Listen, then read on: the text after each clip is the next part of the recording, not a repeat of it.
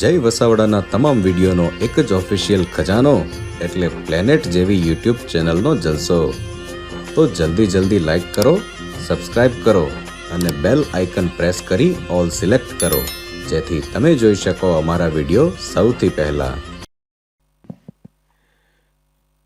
આખો જાણે આઠમનો મેળો ભરાયો હોય ને એવું સરસ મજાનો માહોલ છે. હું એક જગ્યાએ ઊભો રહું તો આ બધા મિત્રોની ડોક દુખી જાય, આમ બેઠા છે એમની ડોક દુખી જાય, આમના જ મિત્રોને ફાયદો થાય ખાલી.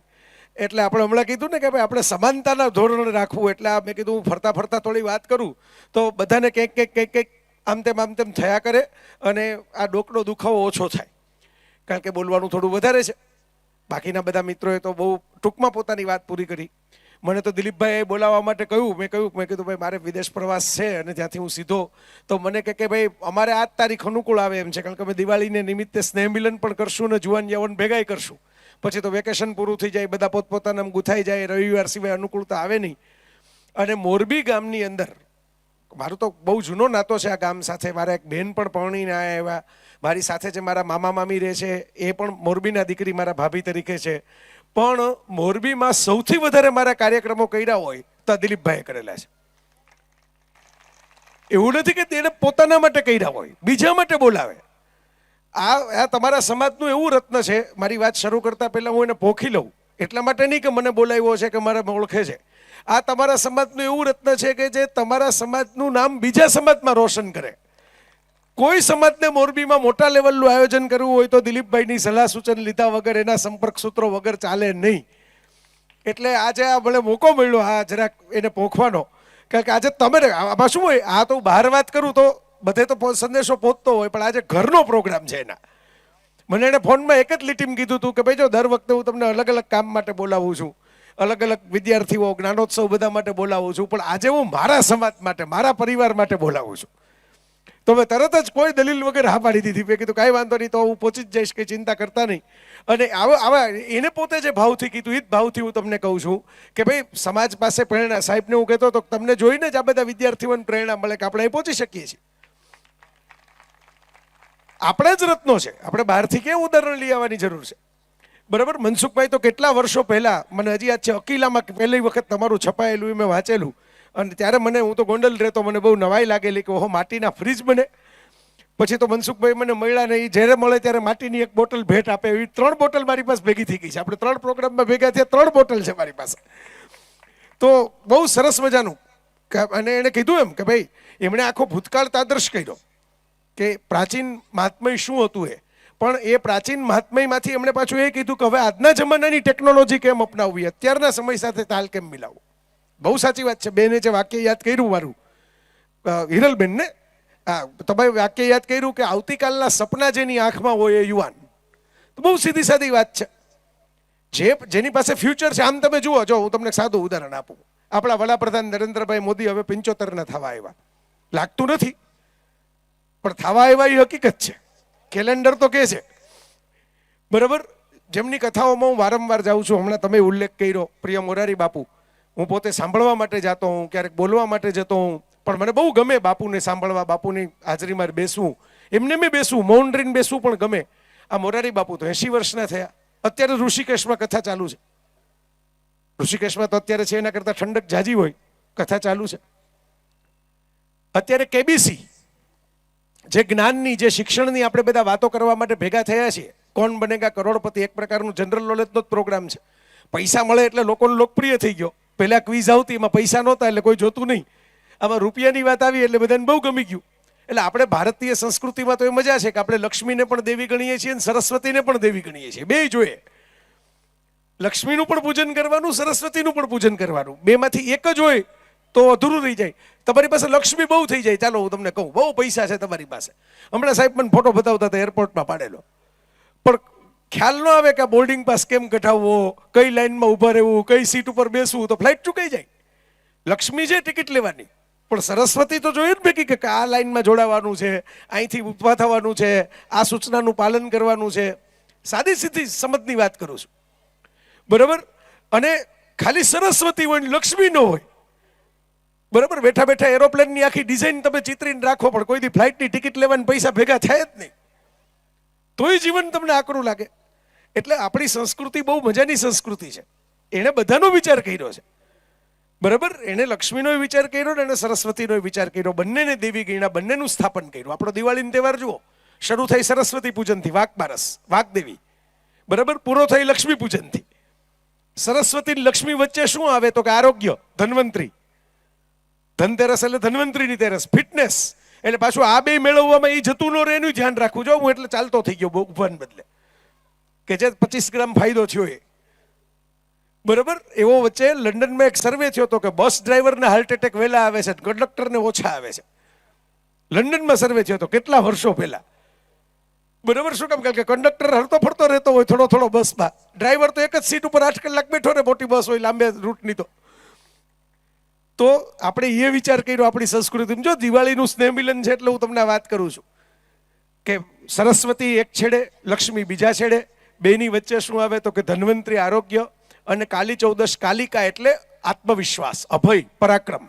કાલિકા પરાક્રમના દેવી છે. કાલિકા શાંત મુદ્રામાં બેઠા જ ન હોય. તમે કાલીનું કોઈ ચિત્ર, કોઈ મૂર્તિ, શિલ્પ કંઈ નહીં એવું જુઓ કે જે શાંત મુદ્રામાં હોય.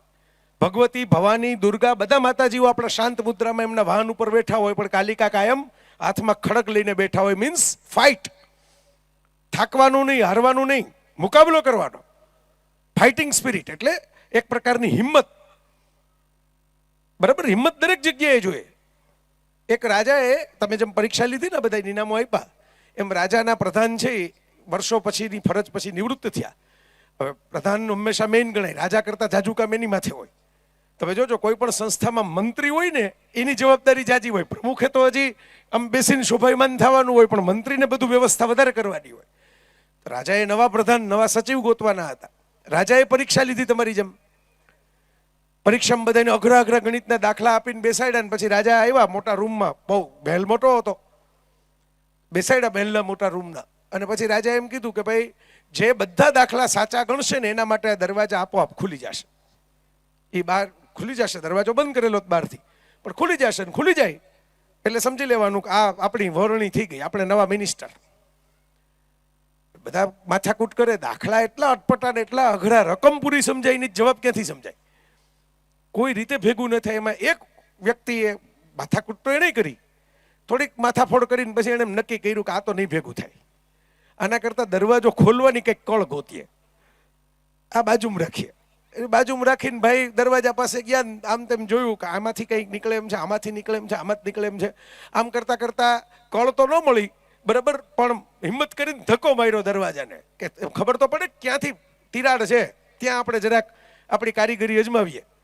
દરવાજો ખુલ્લો જ હતો ને સામે રાજા ઊભા હતા કે મારે એવો જ માણસ જોઈએ કે જે કાગળ ઉપરના દાખલા ગણવાને બદલે ઊભો થઈને ચેલેન્જ હાથમાં લે, જેનામાં એટલી અક્કલ હોય ને એટલી હિંમત હોય કે કઈ દાખલા ગણીને દરવાજા એની મેળે ન ખુલી જાય. એના માટે ઊભા થઈને દરવાજા પાસે જવું પડે, દરવાજાને ધક્કો મારવો પડે તો ખબર પડે. તો આ હિંમત પણ જોઈએ, આ પરાક્રમ પણ જોઈએ. એટલે આપણી દિવાળી જે આપણા ઋષિઓએ બનાવી, એમાં ઉત્સવ છે, આનંદ છે, રંગોળી છે, ફટાકડા છે, મિષ્ટાન છે, નવા નવા કપડાં છે, બધું છે. પણ એની ભેગું આ જ્ઞાન પણ છે કે તમારે સરસ્વતી એટલે નોલેજ જોશે, કરેજ, હમણાં વાત થઈ એવી હિંમત જોશે, બરાબર, હેલ્થ, સારી તબિયત જોશે.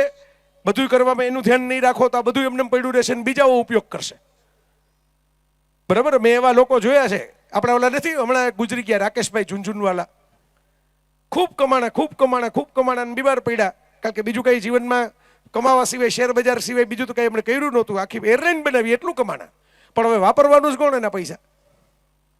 પોતે તો ભોગવવા માટે જીવતા ન રહ્યા, કારણ કે તબિયત એવી રહી નહીં, બરાબર. એટલે તબિયત સ્વસ્થ જોઈએ, એ પણ બહુ મહત્વની વાત છે.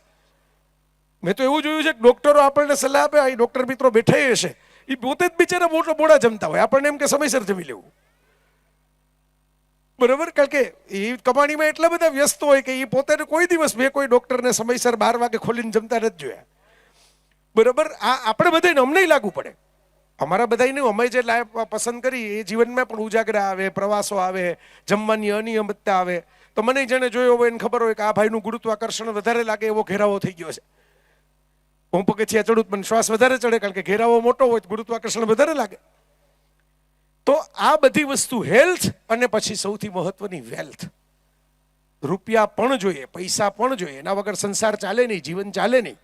સતત હાથ લાંબો કરીને કોકની પાસે માયગા રાખો તો જગતની અંદર કોઈ તમને બોલાવે નહીં, સગા સ્વજનો આપણા રહે નહીં.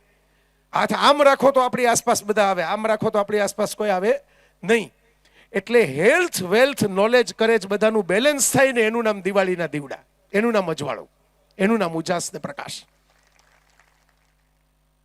તો તમને વાત હું એ કરતો હતો કે અહીં દિલીપભાઈએ જે મને આમંત્રણ આપ્યું કે ભાઈ આપણે આ વાવેતર કરવાનું છે શિક્ષણનું, જ્ઞાનનું.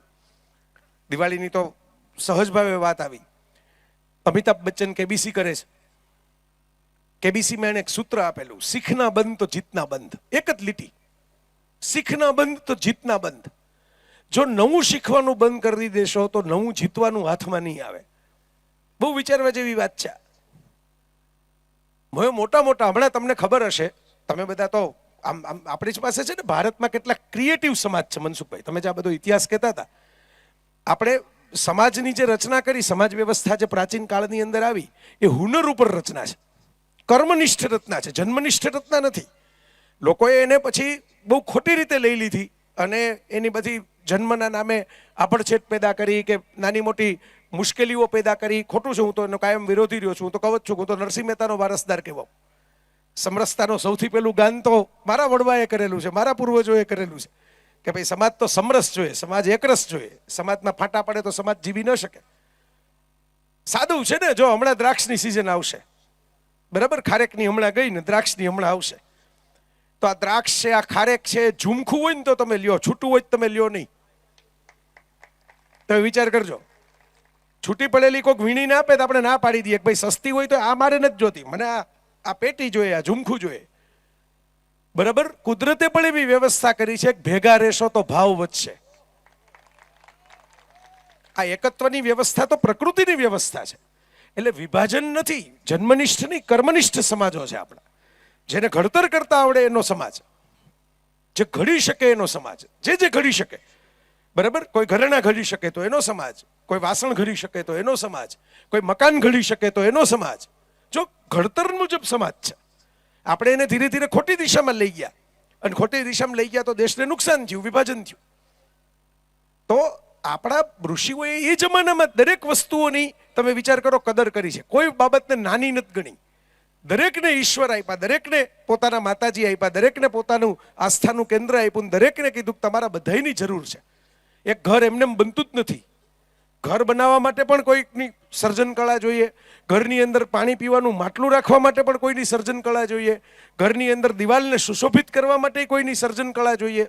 સર્જકતાનો સમાજ બને તો શીખના બંધ તો જીતના બંધુ. એટલે કહું છું મિત્રો, હમણાં એક કંપની હતી 50,000 કરોડનું ટર્નઓવર ધરાવતી કંપની, ટપરવેર.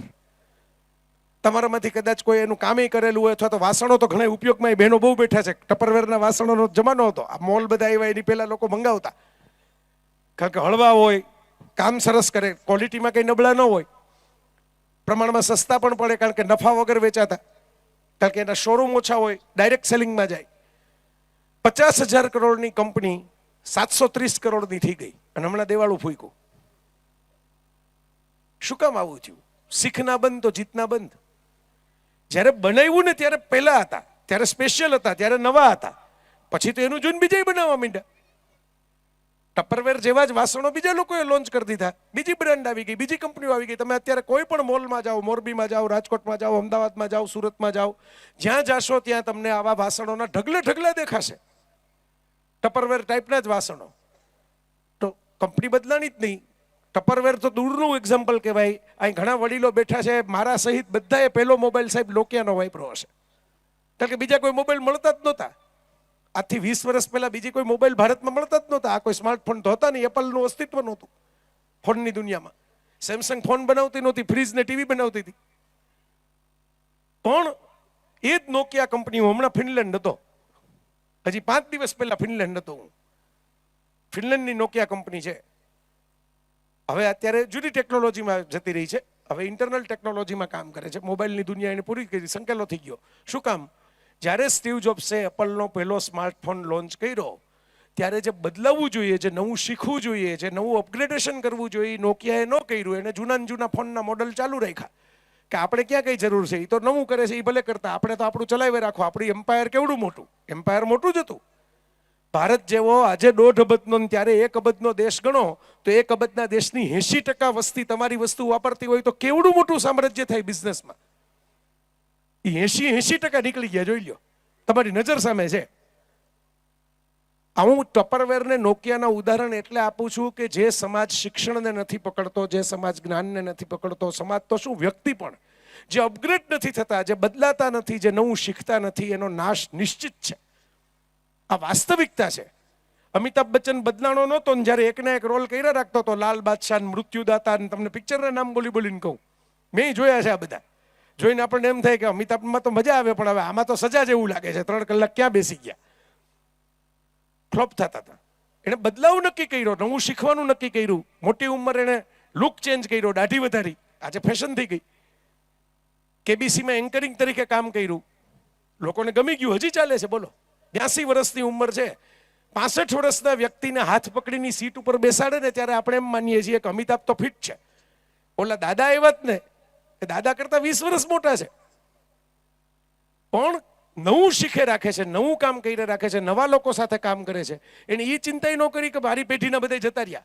શશી કપૂર નથી, શત્રુઘ્ન સિંહા રિટાયર થઈ ગયો, પ્રકાશ મહેરા ગુજરી ગયા, મનમોહન દેસાઈ ગુજરી ગયા, સલીમ જાવેદ રિટાયર થઈ ગયા. આવી કોઈ માથાકૂટ કર્યા વગર આપણે નવા હારે કામ શરૂ કરો. આપણે સંજય ભણસાલી હારે કરો, સુજીત સરકાર સાથે કરો, અત્યારની જનરેશનમાં જે આવ્યા એને બોલાવો, એની પાસેથી શીખો. તો કલ્કી જેવા પિક્ચરમાં પ્રભાસને જોવાને બદલે લોકો અમિતાભને જોવા માટે જાય છે સાઉથ ઇન્ડિયામાં. તમે વિચાર કરો, આ તમને નામો આપ્યા મેં ખાલી, મોદી સાહેબ, મોરારી બાપુ, અમિતાભ બચ્ચન. સપના જે લોકો આગળના જોવે છે એ લોકો આગળ હંમેશા વધતા જ રહે છે, કારણ કે ભૂતકાળની યાદોમાં ખોવાઈ નથી જતા. આવતીકાલ કેવી બનાવવી છે એની ચિંતા કરે છે. જે આવતીકાલ બનાવી શકે એને જીવન કહેવાય. મારી યુવાનીની વૃદ્ધત્વની વ્યાખ્યા વાળ સાથે, ટાલ સાથે, કરતલી સાથે જોડાયેલી છે જ નહીં.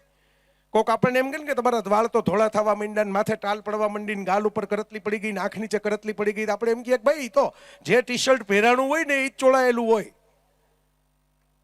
જે ચાદરમાં તમે સૂતા હોય એમાં જ કરતલી પડી હોય. હોટલની ચાદરો તમે જુઓ બધી ઇસ્ત્રી ટાઈટ જ હોય, એનો અર્થ ક્યાં કોઈ આવ્યું જ નથી, રૂમ ખાલી પડ્યો છે.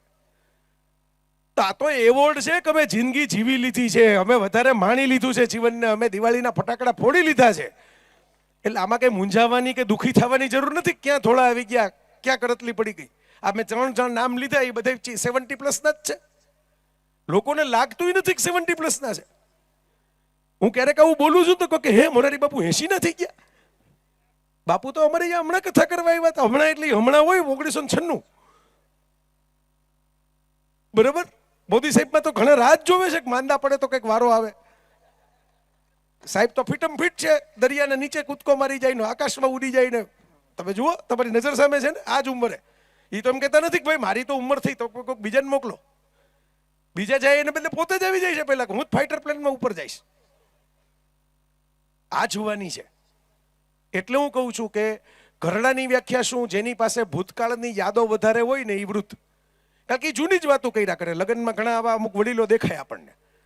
એ ખાસ આપણને બાજુમાં બેસાડીને અમારા જમાનામાં સોનું ભાઈ એવું સસ્તું હતું. આપણને એમ થાય કે એમને તો ઈંટ બનાવીને મૂકી દીધી છે ઘરમાં. પછી એ જે એનો જમાનાના સોનાની વાત કરે ને પછી આપણે પૂછીએ તો ખબર પડે કે ભાઈ ત્યારે એની પાસે રૂપિયા નહોતા કે સોનાનું કંઈ લઈ શકે. ખાલી ખબર હતી કે સોનું સસ્તું હતું એટલે એના માટે તો મોંઘું જ હતું. આજે મોંઘું છે ને ત્યારે મોંઘું હતું. આ અમારા જમાનાની વાતોમાં તમે જો ફ્રીઝ થઈ જાવ ને, મનસુખભાઈ ફ્રીઝ બનાવે છે. ફ્રીઝમાં શું થાય? જામી જાય વસ્તુ. તમે જે વસ્તુ નાખો એ જામી જાય, એનું નામ ફ્રીઝ. શબ્દ જ છે અંગ્રેજીનો ફ્રીઝ. ફ્રીઝ એટલે જામી જાવ, ફ્રોઝન. બરાબર. આ જૂના જમાનામાં જામી જાય ને એને સમય ફેંકી દેતા હોય છે. એ વૃદ્ધત્વની વ્યાખ્યા. જેની પાસે યાદો વધી ગઈ, સપના ઘટી ગયા. જેની પાસે યાદો છે, યાદો કઈ ખરાબ વસ્તુ નથી, હોવી જોઈએ. હું ખાલી એટલું કહું, ગંગા કિનારે જઈને આપણે શું કરીએ? ડૂબકી મારીને બહાર આવીએ. ગંગા કિનારે જઈને ડૂબી ન જવાનું હોય, કાં તો ગંગાજીના દર્શનથી હાલો ડૂબી જ જાય, પાછા આવું જ નથી. બરાબર. તો યાદોમાં ડૂબકી મારી પાછા કિનારે આવવાનું હોય, એનો આનંદ લઈને પાછું આવતો રહેવાનું હોય, આવતીકાલના સપના જોવા માટે. જે આવતીકાલના સપના જોઈ શકે છે. આ ટ્રમ્પ સાહેબ જો બધા કહેતા હતા કે બહુ મોટી ઉંમર થઈ ગઈ ને હવે તો તમે 4 વર્ષ તો ભોગવી લીધું ને હવે રિટાયર થાવ, તો રિટાયર થવાને બદલે ગોઠવાઈ ગયા અમેરિકન સૌથી મોટી ઉંમરના પ્રેસિડેન્ટ તરીકે. એણે સપનું જોયું છે ને આવતીકાલનું, એને એમ નથી થયું કે હવે મેં તો બધું મળી ગયું, હવે તો ભોગવી લીધું બધું, હવે આપણે પૂરું કરી નાખો. કોઈ પણ વ્યક્તિ જે લોકો આગળ નીકળ્યા છે એ લોકો આવતીકાલમાં આગળ વધે જ છે. સાહેબ હમણાં મારો પરિચય આપતા હતા, મેં જ એમને કાલે કીધું હતું ફોનમાં કે પરિચય તો ભાઈ બધાને ખબર હોય, ન ખબર હોય તો જો બહુ સારો પરિચય હોય પણ આપણે બોલવામાં કંઈ બહુ ઉકાળીએ નહીં તો એ બધા બેઠેલા એમ કે ખોટે ખોટી કલાક બગાડી. બરાબર? અને પરિચય અપાણો જ ન હોય, ઉતાવળ હોય, તાત્કાલિક શરૂ કરી દેવું પડે એમ હોય. પણ જો બોલવામાં કંઈક લોકોને સ્પર્શી જાય, ગમી જાય એવું સત્ય બહાર આવે તો માણસ ઘરે જઈને ગૂગલ કરે કે ભાઈ હતા, નામ નહોતી ખબર પણ કોણ હતા, આપણે ગોતીએ જ ખરા. આ તમારો સાચો પરિચય. પ્રતિભાનો પરિચય એની સુગંધ હોય છે, ફૂલનો પરિચય એની સુગંધ હોય, ફળનો પરિચય એનો સ્વાદ હોય. તો હું ઘણીવાર જો ક્રિકેટના, જો અત્યારે આપણી ટીમની એવી હાલત છે, આપણા બે સૌથી મોટા ચેમ્પિયન રોહિત શર્મા અને વિરાટ કોહલી, એનો પરિચય શરૂ થાય ત્યાં લગીમાં ઇનિંગ પૂરી થઈ જાય છે. અત્યારે બેની આવી હાલત છે. છેલ્લી સિરીઝમાં આવું જ થયું, કોમેન્ટેટર પરિચય પૂરો કરે પહેલા તો પૂરું થઈ ગયું ઇનિંગનું. પરિચય જે છે ને એ આપણો ભૂતકાળ છે. મારે આ યુવાન મિત્રો આટલા વરિયા પ્રજાપતિ સમાજના ભેગા થયા અને આ સરસ, આવો સરસ કાર્યક્રમ, પાછા ભેગા થયા એટલે ખાલી ભેગા થઈને કંઈ આનંદ કિલ્લો નથી કરતા. બાકી હમણાં પાકિસ્તાનમાં એક પુસ્તક મેળો થયો, પાકિસ્તાનમાં પુસ્તક મેળો, જાણીતા સમાચાર છે, ન્યૂઝમાં આવ્યું છે, મારું કઈ ઘરનું બનાવીને નથી કહેતો. પુસ્તક મેળાની અંદર 55 પુસ્તક વેચાણા. કેટલા? પાંચડે 55. બરાબર? 55 પુસ્તક વેચાણા અને 12 લાખના ફૂડ સ્ટોલમાં કમાણી થઈ. લોકો ખાણીપીણી કરીને ભાગી ગયા, પુસ્તકો જોવાને બદલે ખાઈ પીને જલસા કરીને ભાગી ગયા. ખાણીપીણીની કમાણી કેટલી? 12 લાખ. પુસ્તકો ટોટલ કેટલા વેચાણા? પાંચડે 55. એટલા તો અમારા દિલીપભાઈ જેવા જ્ઞાનોત્સવમાં ભેટમાં આપી દે, બલ્કમાં ખરીદીને, કે આનાથી જાજા ભેટમાં આપ્યાના દાખલા છે. તો આ બહુ મહત્વની વાત છે કે ભેગા થવું એટલું પૂરતું નથી. હું અહીં જોઈ રહ્યો છું કે જેમ આમ દહીં બાંધેલું હોય ને એનો શ્રીખંડ બનાવીએ આપણે, ત્યારે જે દહીંનો ચક્કો જેવી રીતે મઠ્ઠો મલાઈ એકરસ થઈ જાય ને, એમ આબાલ વૃદ્ધ બધા જ બેઠા બેઠા એકરસ થઈને સાંભળે છે. આ વરિયા પ્રજાપતિ સમાજની આ ખાસિયત. હું ઘણી જગ્યાએ જાઉં, ત્યાં પહેલા સૂચનાઓ દેવી પડે કે ભાઈ આ તમારા માટે કર્યું છે, તમે આની કિંમત સમજો, થોડાક આવીને બેસો. કોઈ ખાનગીમાં પછી આમ પાછળ વાત કરતા હોય તો મને સંભળાઈ જાય કે ભાઈ એટલે સાહેબ આવ્યા છે, આગળ પાકલી લાઈન ભરેલી હોય તો કંઈક સારું લાગશે. બરાબર? આવા કાર્યક્રમો મેં જોયા છે. સામે હું આ કાર્યક્રમ મારી નજર સામે જોઈ રહ્યો છું કે હું તો કંઈ મનોરંજનનું કરતો નથી, હું નથી આ માથે કાથમાં છે પણ ગાતો નથી, દુઆછંદ નથી સંભળાવતો, નૃત્ય નથી કરતો. ખાલી જ્ઞાનની વાણી સાંભળવા માટે લોકો પોતાની ભૂખને પણ સાઈડમાં રાખીને, બહારગામથી આવેલા મિત્રો છે, બધાને કંઈક જવાનું હશે, કોઈ કામ હશે, રવિવારની સાંજ છે, છતાં એક ચિત્તે આમ બધાની આંખો છે ને. આજ સાહેબ સૌથી મોટું ટેલેન્ટ સર્ટિફિકેટ છે કે આ ભૂખ બતાવે છે, ભૂખ, જ્ઞાનની ભૂખ, વિચારની ભૂખ, આગળ વધવાની ભૂખ. અને એટલે મને મજા આવે. ખેતર આમ હરખું હોય, ચાસવાસ પડેલા હોય તો ખબર હોય કે વાવો એ સીધું ઉગવાનું જ છે, અહીં સીધું ઉગવાનું જ છે. તો આ જેટલો જૂનો પરિચય છે ને મિત્રો કોઈ પણનો, એ તો એનો ભૂતકાળ છે. પણ આવતીકાલે તમે જે કરો ને, તમે ગમે એવા રેકોર્ડ તોડી નાખાય તો ભૂતકાળ છે, પણ આવતીકાલે જે તમે કરો ને એ તમારું આજનું ભવિષ્ય છે. આજનું ભવિષ્ય, આજે તમે જે કરશો એ કાલનું ભવિષ્ય બનશે. એ તમારે વિચારવાનું છે. અને એના માટે તમારે બહુ દૂર સુધી જવાની જરૂર નથી. આપણા વારસામાં ભગવાન કૃષ્ણ સૌથી મોટું આ તાલીમ આપીને ગયા છે.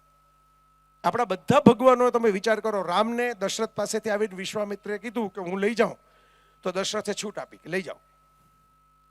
ગુરુ પહેલા, પિતા પણ પછી, ઘર પણ પછી, પહેલા જ્ઞાન સૌથી. જો બધા આપણા ભગવાનોમાં આ જ્ઞાન આવશે, દરેકમાં. શિવ તો જ્ઞાનના જ દેવતા ગણાય, મહાદેવ તો જ્ઞાનદેવ ગણાય. દક્ષિણામૂર્તિ ભાવનગરમાં એક સંસ્થા છે 100 વર્ષ જૂની, એ દક્ષિણામૂર્તિ શિવનું જ્ઞાન સ્વરૂપ છે. શિવ જ્ઞાન આપે એ શિવ, બરાબર? જ્ઞાન સ્વરૂપે શિવ તો પરમ જ્ઞાની ગણાય. આપણા કોઈ ભગવાનો છે ને જ્ઞાન વગરના છે જ નહીં. તમે જુઓ ગણપતિ, એવા પરમ જ્ઞાની, આખું મહાભારત લખવા માટે એને બોલાવવામાં આવ્યા. અને આમ આપણે આમ મજા આવે બધાને આમ દ્રશ્ય જોવાની કે ભાઈ લાંબા કાન હોય, મોટું પેટ હોય, પણ વિદ્વાનો એનું તારણ કાઢે છે કે કોકની વાત સાંભળો, લાંબા કાન રાખીને સાંભળો, પણ પછી પેટ એવડું મોટું રાખો કે અંદર દબાવી દો, કોકની વાતું બીજાને કહેતા ન ફરો. આ ગણપતિનું જ્ઞાન. આપણા વારસામાં જ્ઞાનના ઢગલા ઢગલા છે, બરાબર? આપણા કોઈ ઈશ્વરો જ્ઞાન વિરોધી છે જ નહીં, બધા જ્ઞાનની જ વાત કરે. અને એનું શ્રેષ્ઠ ઉદાહરણ કૃષ્ણ હું એટલે કહું છું. 10મા ધોરણના વિદ્યાર્થીની ઉંમર 14 વર્ષની. ભાગવત કહે છે, હરિવંશ કહે છે 14 વર્ષની ઉંમરે આમ જુઓ તો પેલા રાસ રમતા, મજા કરતા, માખણચોર આપણે કહીએ, તોફાનો કરતા. ઉંમર હતી તોફાનો કરવાની. એ પણ લીલા કરી છે. એવું નથી કામ એકદમ બોરિંગ થઈને બાળક કઈ કરે નહીં, રમે નહીં, તોફાન ન કરે ને તો પછી મમ્મી પપ્પા ડોક્ટર પાસે લઈ જાય કે આ કંઈક આને કંઈક થઈ ગયું લાગે છે. બાળકોએ તો તોફાન થવાય જોઈએ, થોડીક ધમાલ થવી જોઈએ, ઘરમાં ખબર પડવી જોઈએ છોકરું રમે છે. તો બધી લીલાઓ કરી, બધી તોફાન મસ્તી કરી. જ્યારે ખરેખર રાજપાટ મથુરાનું હાથમાં આવ્યું ત્યારે ધારે તો એમ કહી શકત કે હવે તો રોજ રાસ રમશું, હવે તો આપણે જ છીએ, આઈ એમ ધ કિંગ. જો તમારા ચારિત્રની કસોટી તમે 0 ત્યારે નથી થતી, તમે હીરો થાવ ને પછી થાય છે. સમજો આ વાત. તમારી ભાઈ કઈ હોય નહીં, તમે ચારિત્રવાને જો ને ક્યાં જાવ. બરાબર. હું તમને એક આમ સરસ મજાનું ઉદાહરણ આપું કે એક ભાઈ રોજ સવારે 5 વાગે ઉઠી જાય છે. બરાબર. બ્રહ્મચર્ય વ્રતનું પાલન કરે છે, સ્ત્રીઓ સામે જોતાય નથી, વાત કરતાય નથી. સવારે ઉઠી અને ભગવાનની ભક્તિ કરે છે, પછી મહેનત કરે છે, પરિશ્રમ કરે છે. સાવ સાદું ખાવાનું ખાય છે, કોઈ મસાલાવાળું મિષ્ટાન કાંઈ ખાતા નથી. એકદમ નિયમિતપણે બપોરે થોડોક આરામ કરી અને પાછા શ્રમ કરવા માટે વળગી જાય છે. સાંજ પડે, સૂર્યાસ્ત થાય ત્યારે ભોજન કરી લે છે, પછી કંઈ બીજું વધારાનું ખાતા જ નથી, એક્સ્ટ્રા નાસ્તોય નથી કરતા. એટલું બધું તપસ્વી જીવન જીવે છે, એટલું બધું સાદું જીવન જીવે છે. બરાબર. આ સાંભળીને તમને એમ થાય કે ઓહો બહુ સારું કહેવાય. આજના જમાનામાં તો આવો માણસ મળે નહીં. જેલના દરેક કેદીઓની આ જ જીવનચર્યા હોય છે. કોઈ પણ જેલમાં જઈને જુઓ, આમાં ખોટું હોય મને પાછું આપો.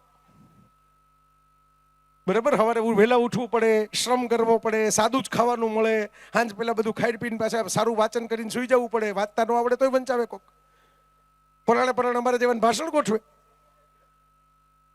બરાબર. સમજો આ વાત, બહુ સમજવા જેવી છે. ચારિત્રની વ્યાખ્યા તમે 0 ત્યારે નથી થતી, હીરો પછી થાય. એને છોડી મૂકો પછી શું કરે છે, પછી તમને ખબર પડે કે ખરેખર ચારિત્રવાન છે કે નહીં. એટલે ખાલી આપણે જ્ઞાન નથી ભેગું કરવાનું, આપણે જ્ઞાનની ભેગું ચરિત્ર નિર્માણ કરવાનું છે. એને સમાજ વ્યવસ્થા કહેવાય, એને સમાજ રચના કહેવાય. બરાબર. અને ચારિત્રની મારી વ્યાખ્યા તો એક લીટીની છે. કોઈ તમને ન જોતું હોય ત્યારે તમે કેવી રીતે વર્તો ને એ તમારું ચારિત્ર. બધાય જોતા હોય ત્યારે તો બધાય ગેંગસ્ટર હોય, બધાય ડાયા ડમરા થઈને ફરતા હોય.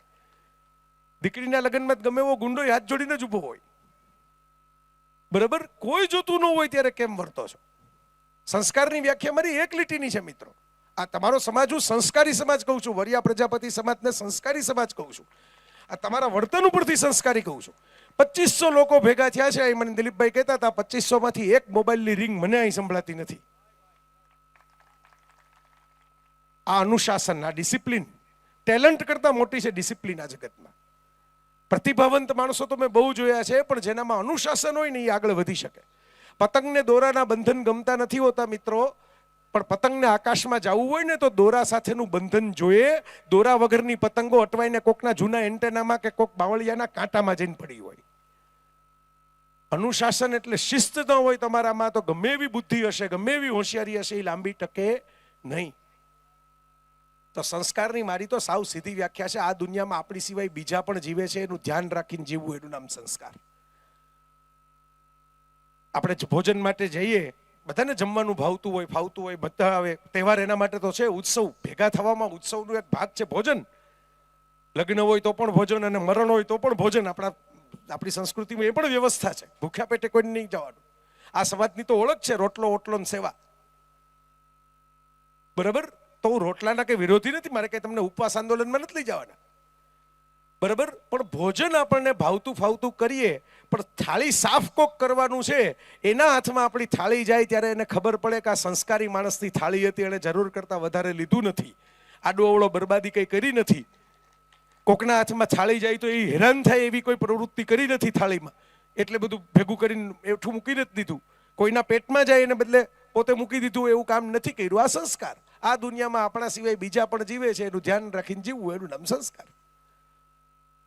તો કૃષ્ણના હાથમાં જ્યારે પાવર આવ્યો, મેં કીધું એમ કસોટી તો ત્યારે જ થતી હોય છે. પૈસા ન હોય ત્યારે બધા લોકો ડાયા લાગે. પૈસા આપો પછી ખબર પડે ખરેખર એના મગજમાં કેવા ખેલ હાલતા હતા. કૃષ્ણના હાથમાં ફૂલ પાવર આવ્યો. મથુરામાં કંસને માર્યા પછી તો કૃષ્ણ સિવાય બીજું કોઈ હતું જ નહીં ઓથોરિટી. ફૂલ પાવર આવ્યો ત્યારે ઉગ્રસેન પોતાના નાનાજીને બોલાવી રાજ સોંપી અને સાંદીપનીના આશ્રમમાં ભણવા જતા રહ્યા. અવંતીપુર એટલે આજનું ઉજ્જૈન, ત્યાં હજી સાંદીપનીની કુટિયાઈ છે. ઉજ્જૈન જાવ તો, મહાકાલેશ્વરના દર્શન કરવા જાવ તો જોઈ આવજો. સાંદીપનીના આશ્રમમાં 64 કળાઓ, વિદ્યા. હવે કૃષ્ણને શું જ્ઞાનની જરૂર હતી મને સમજાવો. જેણે માએ મોઢું ખોલ્યું હોય રમતા રમતા અને માટી ખાધી હોય, એમાં બ્રહ્માંડ દેખાડી દીધું હોય, જે ત્રિલોકના નાથ ગણાતા હોય, જેણે ગીતાનો આખો ઉપદેશ આપ્યો હોય અર્જુનને રણ મેદાનમાં ઊભા રહીને, એને સાંદીપની પાસે ભણવાની જરૂર હતી. સુદામાની બાજુમાં બેસીને શું શીખવાનું હતું? એ તમારા મારા માટે ગયા છે, પોતાના માટે નથી ગયા. 5000 વર્ષ પછી મારા જેવો કોઈક વાત કરવા આવે તો એ દુનિયાને કહી શકે કે તમારી પાસે પૈસો હોય, પાવર હોય, સંપત્તિ હોય, સત્તા હોય, તમે સાંજે રાસ રમી શકો, તમે સવારે માખણ ખાઈ શકો, બધી છૂટ હોય અને જુવાન ઉંમર હોય, તો પહેલા ગુરુના ચરણોમાં બેસીને જ્ઞાન લેવું, પહેલા એજ્યુકેશન લેવું, પહેલા શિક્ષણ લેવું, પછી તમારે જે બીજો પરાક્રમ કરવા હોય એ કરવા, પછી દ્વારકાધીશ થાવ. એજ્યુકેશન લઈને બહાર આવ્યા એટલે પહેલો ફરક શું પડ્યો જોજો. વડીલોની ગાદીએ બેઠા જ નહીં. મથુરા વડીલોની ગાદી કહેવાય, આપણે બનાવેલી નથી. એક જમાનામાં તો કંસે બેઠો તો આ ગાદીએ. આ ગાદી આપણે આપણા કાંડે આપણી કમાણી કરવાની. મને ઘણા યુવાન મિત્રોના ફોન બોન આવે ને, એમાં ફરિયાદો આવે. ફરિયાદો જાત જાતની હોય. એમાં એક ફરિયાદ એવી આવી હતી, બોલો, મને હસવું આવ્યું, તમને હસવું આવશે કદાચ, કે ભાઈ માએ મારા પપ્પાને એમ કીધું હતું કે મારા રિસેપ્શનમાં લગ્નના અંગુર રબડી રાખજો, અને અંગુર રબડી રાખી નહીં કે મોંઘી પડે. બરાબર. એ 3 વર્ષ પછી, હવે તો છોકરું થઈ ગયું, પછી ભાઈને હજી પપ્પા સામે વાંધો હતો કે અંગુર રબડી તેદી રિસેપ્શનમાં એક વખત એમ કે લગ્ન થવાના હોય, એમાં આપણે અંગુર રબડીને કીધું તું, એ ન રાખી. મેં કીધું, મને સમજાઈ ગયું આટલી વાતમાંથી કે ભાઈ મૂળ આધારિત છે. એટલે મેં કીધું પહેલી વાત તો એ કે પપ્પાને મોંઘી લાગતી હતી તો આપણે એમ કહેવાય ને કે ભાઈ અંગુર રબડીને પેમેન્ટ હું કરી દઈશ, પણ રાખવી છે, મારો લગ્ન છે, મારો ચોઈસ છે. મને કે પણ હું તો હજી પપ્પાની દુકાને જ બેસું છું. બસ, તો મેં કીધું આમાં બધું આવી ગયું. તમને 3 વર્ષથી હવે તો જે ચલાવે છે તમારું ઘર, એ નક્કી કરે કે આમાં પૈસા ખર્ચવા છે કે નહીં. તમે કમાતા નથી તમારી પોતાની રીતે, તમે ક્યાંથી નક્કી કરો? કૃષ્ણએ કઈ વડીલોનું અપમાન નથી કર્યું. જો દ્વારકા બનાવીને બધાને રાખ્યા છે. વાસુદેવ ને દેવકી બધા ત્યાં જ રહેતા હતા, તમામ વડીલો, મોટા ભાઈ બલરામ બધા ત્યાં જ રહેતા હતા. પણ પહેલું જ્ઞાનનું લક્ષણ એ છે કે તમે જૂનું ને બદલે નવાનું સર્જન કરો. એટલે દ્વારિકાધીશ થયા. મથુરા છોડ્યું, ગોકુળ વૃંદાવન છોડ્યું. તમારે જૂનું છોડવું પડે નવું મેળવવું હોય તો. જૂના મિત્રો જતા રહ્યા, સખા સખીઓ જતા રહ્યા, ગોપ ગોપીઓ જતા રહ્યા, રાસ જતો રહ્યો, બધું જતું રહ્યું. પણ એની સામે તમે સોનાની દ્વારકા બનાવી, પોતાના કાંડે બનાવી, પોતાની શરતોએ બનાવી. અને એટલે હું હસતા હસતા કહેતો હોઉં છું, અને બહુ દુનિયાને દેખાડી શકાય એવું ઉદાહરણ આપણી પાસે છે કે સોનાના મુગટવાળા તો રાજાઓ કંઈક મહાભારતમાં આટા મારે છે, પણ આપણે કોઈની પૂજા નથી કરતા, કોઈના નામે યાદ નથી રાખતા. પણ મુગટને બદલે મોરપીસ પહેરનારાના ઉત્સવ હજી આપણે મનાવીએ છીએ, એનો જન્મદિવસ હજી આપણે મનાવીએ છીએ. કારણ કે એને ગીતા સંભળાવી. એને ખાલી રાસ લીધો હોત તો આપણે ઉત્સવ ન કરત. એને ગીતા સંભળાવી એટલે આટલા ઉત્સવ છે. જ્ઞાનનો ઉત્સવ છે, નોલેજનો ઉત્સવ છે. Knowledge is power. અંગ્રેજીનું સરસ કોટ છે, નોલેજ ઇઝ પાવર. જ્ઞાન એક શક્તિ છે. પણ હું હસતા હસતા કહેતો છું કે knowledge is no power if you don't apply it. જ્ઞાનમાં શક્તિ નથી, જ્ઞાનના ઉપયોગમાં શક્તિ છે. જગતના શ્રેષ્ઠ પુસ્તકો એક કબાટમાં તમે કોઈને ભેટ આપો ને, કોઈ દી કબાટ ખોલે જ નહીં, પુસ્તકનું પાનું વાંચે જ નહીં, તો પુસ્તકો હોવાથી એનામાં શક્તિ નથી આવતી. પણ જેની પાસે પુસ્તકો લેવાના પૈસા જ નથી, જે લાઇબ્રેરીમાં બેસીને વાંચે છે, જે બીજાનો પુસ્તકો, પોતાની પાસે સરદાર પટેલ છે, જ્યારે ભણવા ગયા હતા આપણે સરદાર પટેલની બહુ વાતો કરીએ છીએ, પણ આ ભૂતકાળ જુઓ તમે સરદાર સાહેબનો. નાના હતા એને પહેલું એ વિચાર કર્યો, કરમસદ જેવા ગામડામાં ખેડૂતને ત્યાં મોટા થયા હતા, ત્યાં કે બેરિસ્ટર, નેશનલ લેવલના લીડર, દુનિયાનું સૌથી ઓછું પૂતળું બને, એવું બધું તો એને ખબર નહોતી કે મારા જતા રહ્યા પછી 75 વર્ષે મારા નામનું સૌથી ઊંચું પૂતળું જગતનું હોય છે. પહેલું એમણે વિચાર એ કર્યો કે આ લોકો જે ભાષા બોલે છે એ આપણે શીખવી જોઈએ. કારણ કે રાજ કરનારાની ભાષા આપણને ખબર હોવી જોઈએ, તો જ એને ચેલેન્જ થઈ શકે. નહીંતર શું બોલે આપણને ખબર જ નહીં પડે. અંદરો અંદર શું વાત કરશે આપણે સમજી નહીં શકીએ. એટલે પોતે અંગ્રેજી શીખવા માટે ગયા. લોકોએ મજાક ઉડાડી કે ખેત મજૂરનો છોકરો ઇંગ્લિશ શીખવા ગયો. પણ સરદાર પટેલની એ જમાનામાં ત્યારે તેને ક્રાંતિકારી થઈ છે એવી ખબર નહોતી. પણ એને એમ કીધું કે આપણી ઉપર જે લોકો રાજ કરે છે એની લેંગ્વેજ આપણને સમજાવવી જોઈએ. આપણે બિઝનેસ કરવો હોય તો જ્યાં બિઝનેસ કરવો છે એની ખબર હોવી જોઈએ. એના જેવી વાત છે. અંગ્રેજી શીખ્યા, બેરિસ્ટર થવા માટે જ્યારે ગયા, પહેલી વખત તો મોટા ભાઈને આપી દીધું, પોતાના નામનું એડમિશન હતું, ત્યાગે કરી દીધો. બીજી વાર જ્યારે પોતે ગયા, સરદાર સાહેબ પોતે એના પત્રોમાં લખે છે કે પોતે ઘરથી લાઇબ્રેરી સવારે ચાલીને જતા. લખે શું કે ચાલવાને કારણે એક તો તબિયત સારી રહે, ભૂખ સારી ઉઘડે, એટલે બપોરે હું નાસ્તો લઈ અને લાઇબ્રેરીમાં બેસી જાઉં, 9 કલાક વાંચું અને પાછો ચાલીને જ્યાં રોકાતો ત્યાં ઘરે જતો રહું. આ જ નિત્યક્રમ 4 વર્ષનો કોર્સ 2.5 વર્ષમાં પૂરો કર્યો. ઘણા બધા લોકોને એ ખબર નહીં હોય, બેરિસ્ટર તો આપણા ઘણા નેતાઓ છે. ગાંધીજી એ બેરિસ્ટર હતા, પાકિસ્તાનના વાળા મોહમ્મદ અલી ઝીણા બેરિસ્ટર હતા, બધા બેરિસ્ટર તો બહુ હતા એ જમાનામાં, વકીલ તો બહુ છે હતા લંડન જઈને. પણ સરદાર પટેલ એક એવા નેતા હતા જે ફર્સ્ટ ક્લાસ ફર્સ્ટ બેરિસ્ટર થયા, આખા ક્લાસમાં પહેલા આવ્યા હતા અને 6 મહિના વહેલો કોર્સ પૂરો કરેલો. જો હવે એની પાસે પુસ્તકો લેવાના પૈસા નહોતા. જ્ઞાનમાં શક્તિ નથી, જ્ઞાનના ઉપયોગમાં શક્તિ છે. પુસ્તકો તો લાઇબ્રેરીમાં પડ્યા હતા, ચાલીને ગયા, ચાલીને આવ્યા, 9 કલાક પુસ્તકો વાંચીને પરીક્ષા પાસ કરી લીધી. બુદ્ધિ આમ ખીલે. એટલે આ આપણા વારસાની જ વાત હું તમને કહું છું, આપણી સામે બનેલી. મારી ભેગો એક છોકરો ભણતો, નામ દઈને કહું, પ્રવીણ ચૌહાણ એનું નામ. આર્થિક સ્થિતિ બહુ નબળી. અમને બેયને ક્વિઝનો શોખ, એટલે અમે ક્વિઝમાં પાર્ટનર, 2 જણા બેઠા હોય ને, 2 વિદ્યાર્થીઓ, બઝર દબાવવાનું ને એવું ક્વિઝ થતી એ જમાનામાં. હવે તો હું છે બધા મોબાઈલમાં જ રમે છે. હવે બધી આવી સ્પર્ધાઓ ઓછી થતી જાય છે. બધી સ્પર્ધાઓ આમાં જ છે. તમે કોઈક છોકરાને, મેં હમણાં સરસ્વતી સન્માનમાં સાહેબ ઇનામ આપ્યું એક બાળકને, તો રાજકોટનું કાર્યક્રમ. તો મેં કીધું ભાઈ બીજું તમે શું કરો છો, ભણવા સિવાય બીજી કઈ એક્ટિવિટી કરો? તો મને કે ફૂટબોલ રમું છું. એટલે હું તો દંગ થઈ ગયો. કીધું રાજકોટમાં તો ફૂટબોલનું ગ્રાઉન્ડ જ નથી. આવડો છોકરો ફૂટબોલ રમતો, આની સ્કૂલ તો જોવા જ આવી પડશે કે ફૂટબોલનું ગ્રાઉન્ડ બનાવ્યું. એટલે મેં કીધું વાહ દોસ્ત વાહ, તમારી સ્કૂલમાં ફૂટબોલનું ગ્રાઉન્ડ છે?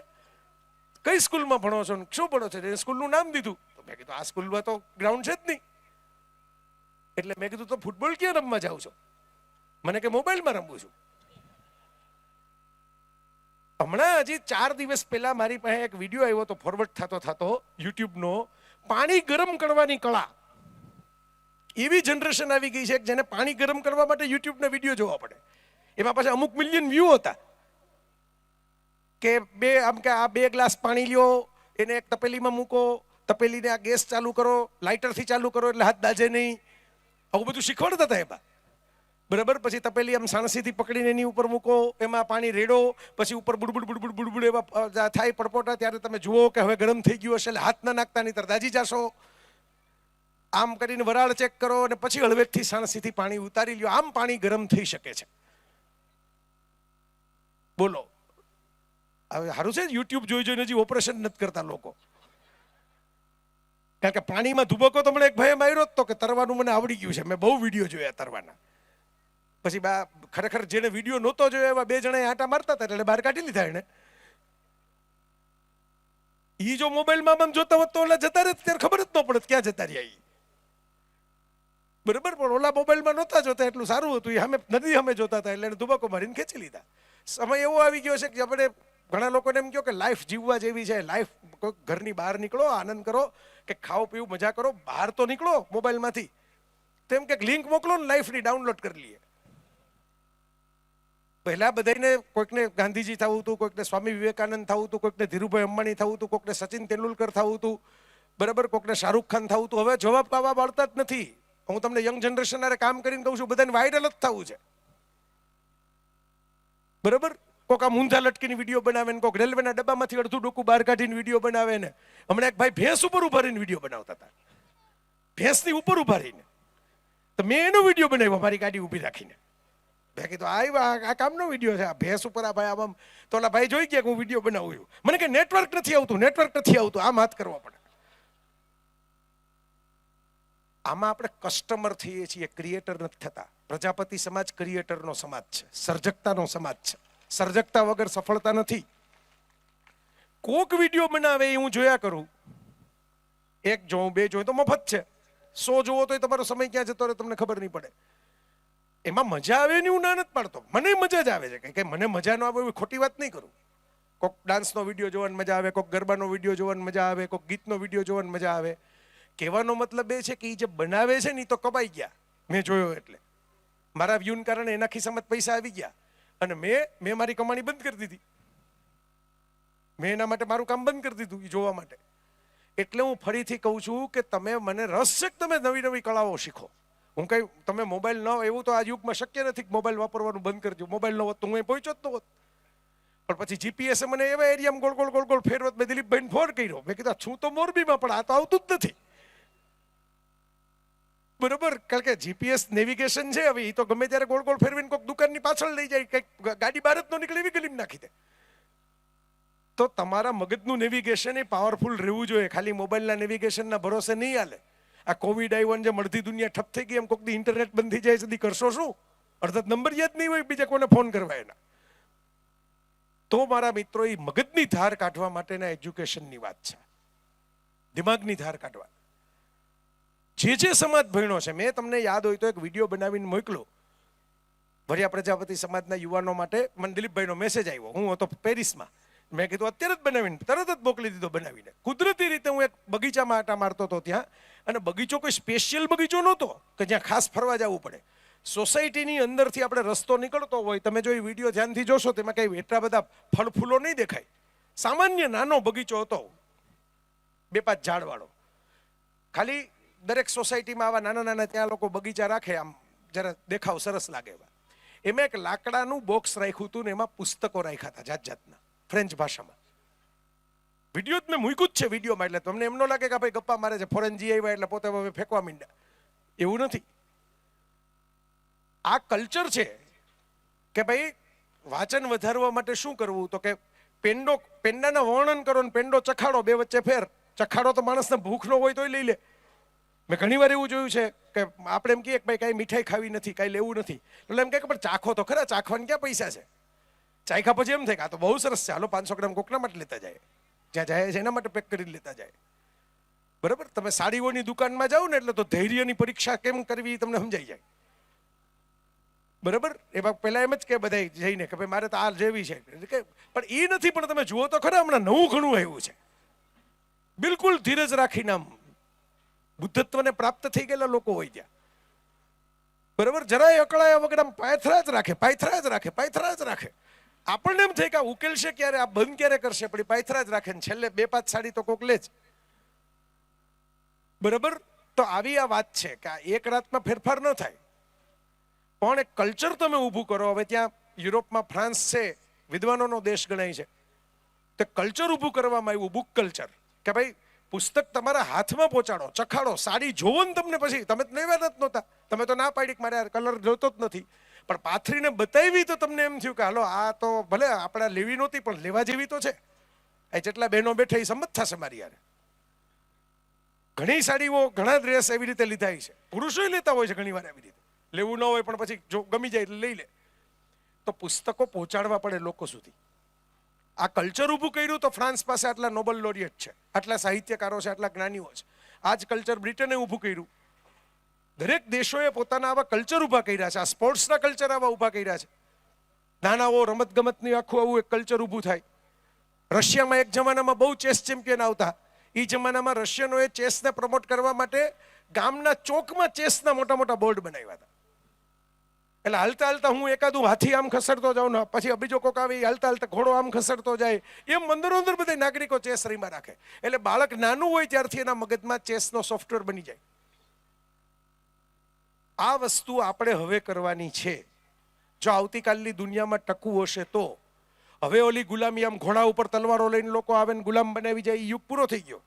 હવે જે ગુલામીનો યુગ આવશે એ બુદ્ધિવાળી જ્ઞાનની ગુલામીનો યુગ આવવાનો છે, માનસિક ગુલામીનો. તમને જેમાં ખબર નથી પડતી. આજે જો આ ઘણી વડીલો બેઠા છે, તમારા ઘરમાં બનતી ઘટના તમને કહું, તમે નવામાં નવું ટેબ લઈ આવો, મોબાઈલ લઈ આવો, ટીવી લઈ આવો, પછી એની સિસ્ટમ સમજાય નહીં, એટલે ઘરનું જે નાનામાં નાનું મેમ્બર હોય ને એને પૂછવું પડે કે આ સ્ક્રીનમાં કંઈક વિડીયો આવી ગયો છે, આ કાઢવો છે, કેમ નીકળે, આનું વોલ્યુમ કેમ જાય, આ રિંગટોન બદલવી છે, આ ફોટો કાઢવો છે.